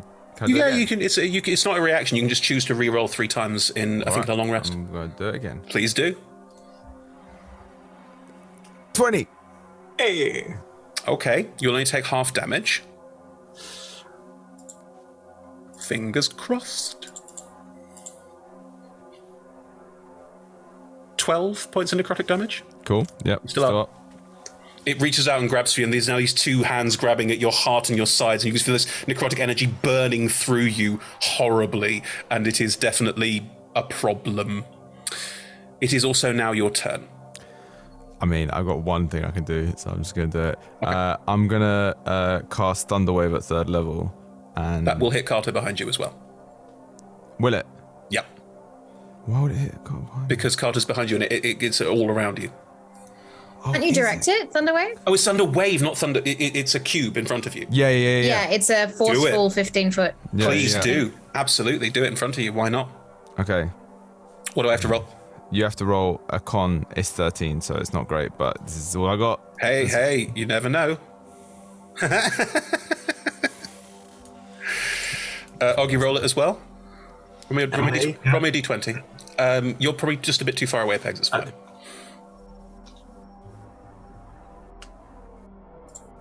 That one. I mean, it's Kismet. How do you cast your Thunder Wave? What I do is I basically like pull out from one of my bags like my lucky little pen, and I just like blow on it, and then it kind of like starts this little blow, and it looks like not very ominous, and then it just becomes this giant like force thing out of nowhere, and then just like blasts forward. It blasts up the stairway, and the Furbolg goes flying back into the creature with its arms outstretched, who's very, very low dex mod, and just bowls both of them over. Inside the bathroom, Oggy gets thrown back. The remains of Oggy, the remains of Bradworth, get thrown back and away as this thunderwave ripples out, and you have pushed them all away from you and Carter. I will say that Carter goes next in initiative because technically Pegs does, but Pegs is going to come to terms with his undeadness first. So the two of you could do what you want to try and get away from this potentially if you wanted to. Cool. And then damage-wise, everyone that failed takes 12 points of whatever that type of damage is. Is it? Thunder. Thunder, okay. Oggy, you are now down to half your undeadness hit points. Just so you know. Just so you know. You're half of your undead points. Is it Carter? What I was gonna say, I'll use my have my movement. turn to leapfrog Carter. You don't need to leapfrog. I will say that if the two of you are looking at each other and going, leave, you could go, or you could try and finish this, but you have a lot of allies who are now going to be fighting you, I'm just saying. You also told us if we leave the shack, we'll die. I feel like fire is I think I'm gonna go back to what I was doing before, which was the right thing. I'm gonna go and stand by the fire, and then we'll see what happens. But fire is safety. You're going to run towards the fire. Okay, you can leapfrog Carter. I'll say it's fine. Like, you just go. Yeah. Carter, you're left there. It is your turn as Lynx leaps over you and just runs down towards the fireplace. I am going to cast Witch Bolt at the creature at 3rd level. Damn, what kind of save is it? It is not. It is a hit, and I'm going to use my Bardic Inspiration. Do it. Oh, that was almost a 17. That's not going to hit. 1d8. As we roll the d8. Nah. 11. Your lightning bolt crackles out and bounces up near it, but doesn't hit it. No. That could have been so epic, and yet it's not. Okay, well. Bonus action? No, I don't have one. You're going to run downstairs? There's currently nothing in melee range with you. Yeah, I'm going to run to the fireplace as well. You and Lynx are by the fireplace as you both run down. Yep. You can hear people. You can hear movement upstairs and things moving downstairs towards you, and you can both hear 1, 2, 2 more to join. What are you gonna do? Have you got any marshmallows? No. But do you think that this creature likes music? Maybe we could like sing at it, or I don't know, all of the windows are smashed. Maybe it doesn't like its own reflection. We could like hold up a mirror. Do you have a mirror?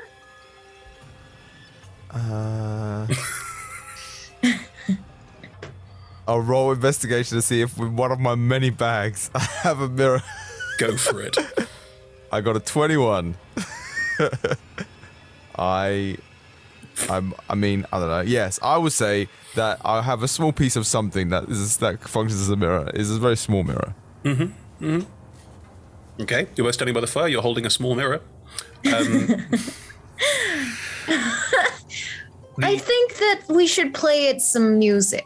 Maybe, lull it into a false sense of security. Like a lullaby. Okay. I mean, whatever. Let's make our lives easy. The whites upstairs are going to slowly get to their feet and start dealing with this, but in the meantime, the creature moves faster. It will flow down the stairs towards the two of you, and Lynx, are you holding the mirror up like as protection? Yeah, I think so. I mean, Okay. I'm out of ideas, so I'm just following what Carter says. I'm like, yeah, that's something. I'm doing something. I don't know what I'm doing. Stupid ideas of Carter. No, you are saying- correct. No, it's got a couple of things that it is scared of, and one of them is its own reflection. All the mirror glass is smashed. So as it comes down the stairs, you hold the mirror, it sheathes itself, and it shrieks, and it retreats back upstairs. Oh. Okay. I'm going to be honest. I did not think that would work. Ugh. Well done, guys. Okay. You hear the shuffling footsteps as the whites start to make their way downstairs, who are not scared of their own reflection. I'm going to pull out my bedroll and set it on fire in the fire and throw it up the stairs. Yeah, let's just burn all the dead bodies. Just burn the house down. That's the only thing. We are very got- short on time, so can I confirm, are you planning on trying to burn the house down? Pretty much. That's basically my plan. I don't really have any other kind of Run plan. away. Yeah.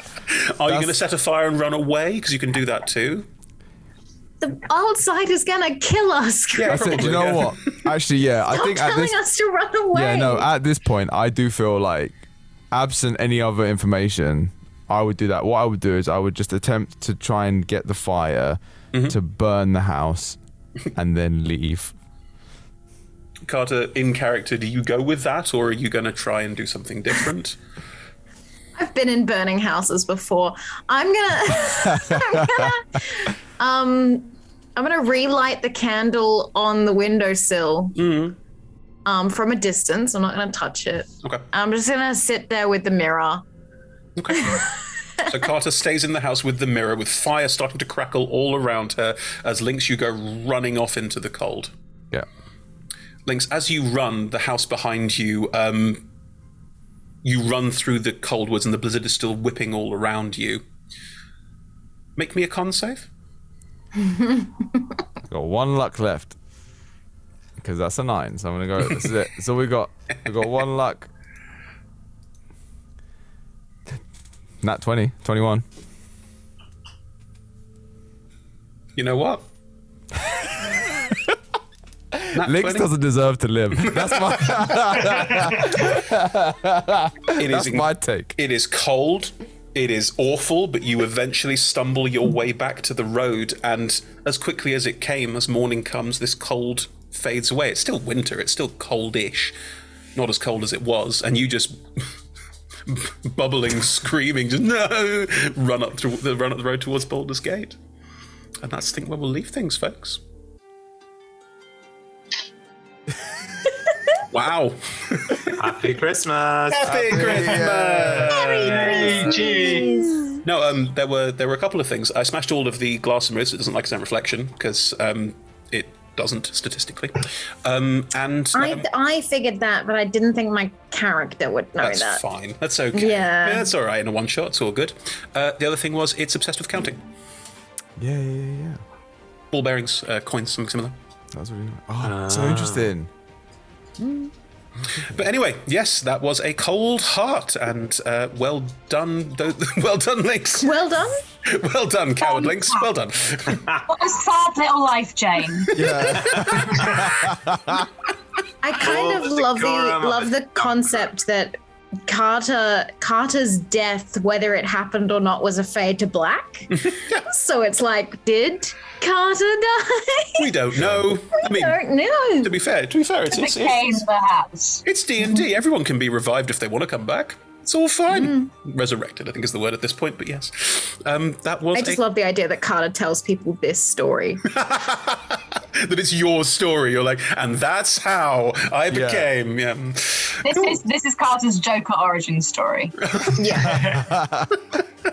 I'm a villain in the next creepy big counting campaign. whenever they do it. Like, oh god. Cool. Great. Well, thank you for joining us, everyone, for our slightly spooky Christmas. A very silly spooky Christmas, but it was good fun. Thank you very much, Thanks everyone. for having us. That was great Yeah, fun. thanks. Guys. Lovely stuff. That's all our Christmas one-shots. We've had 4, and this was the last. And, well, it's not Christmas anymore, so Merry Christmas to those who celebrated last week, and Happy Holidays to the rest. And next week, after the new year, we'll be starting with 3 new campaigns. 3 new campaigns, that's right. On Mondays, A Shadowfell Symphony starts on January the 3rd. That's at 6 p.m. GMT. That is... John, you're in. I am as well, but you're in it. I'm in that. Give us a Thuthon of a Shadowfell Symphony. So it's an all bard, all fun, all party adventure into the Shadowfell. It is an all-bard party, and it's exactly the carnage you might expect. Mandatory 1 level of bard. Yeah. I love that. Yeah, it's great. And then on Tuesdays, starting from next week, so January I think it's the 3rd and the 4th. I'm just going to check my calendar. Hang on. It is. And on the 4th, we are Ancient Antics, the one-shot that came just before Christmas, is actually a 5-parter. What a surprise. So yes, those adventurers who travelled into the future will now be in the future. And what will they be discovering? Find out more on Tuesdays from 6 p.m. GMT from January the 4th. And then the Monday after that, Shadowfell Symphony is running in tandem with another show. So the other show is called Into the Sunset. It's DM'd by the Noir Enigma, and a lovely, rather excellent cast will be joining them for a brand new adventure. I won't say too much about it yet because we're going to reveal that after we launch Shadowfell Symphony, but trust me, it's extremely exciting. That cast is pretty cool. But yes, we'll come back to that very, very soon. And from next week, Talk Together is back. Launches on Friday, which is Friday the... calendar dates. Friday the 7th is the first Talk Together of 2022, and we've had a break for the last week and this Friday as well because it would have fallen on Christmas Eve and New Year's Eve, and that seemed done. So yes, join us from the 7th for all new Talk Together. Not sure who's on, but we'll work that out relatively soon. All of our shows are streamed at twitch.tv/RollTogetherRPG. You can find all of our content archived at youtube.com/RollTogetherRPG.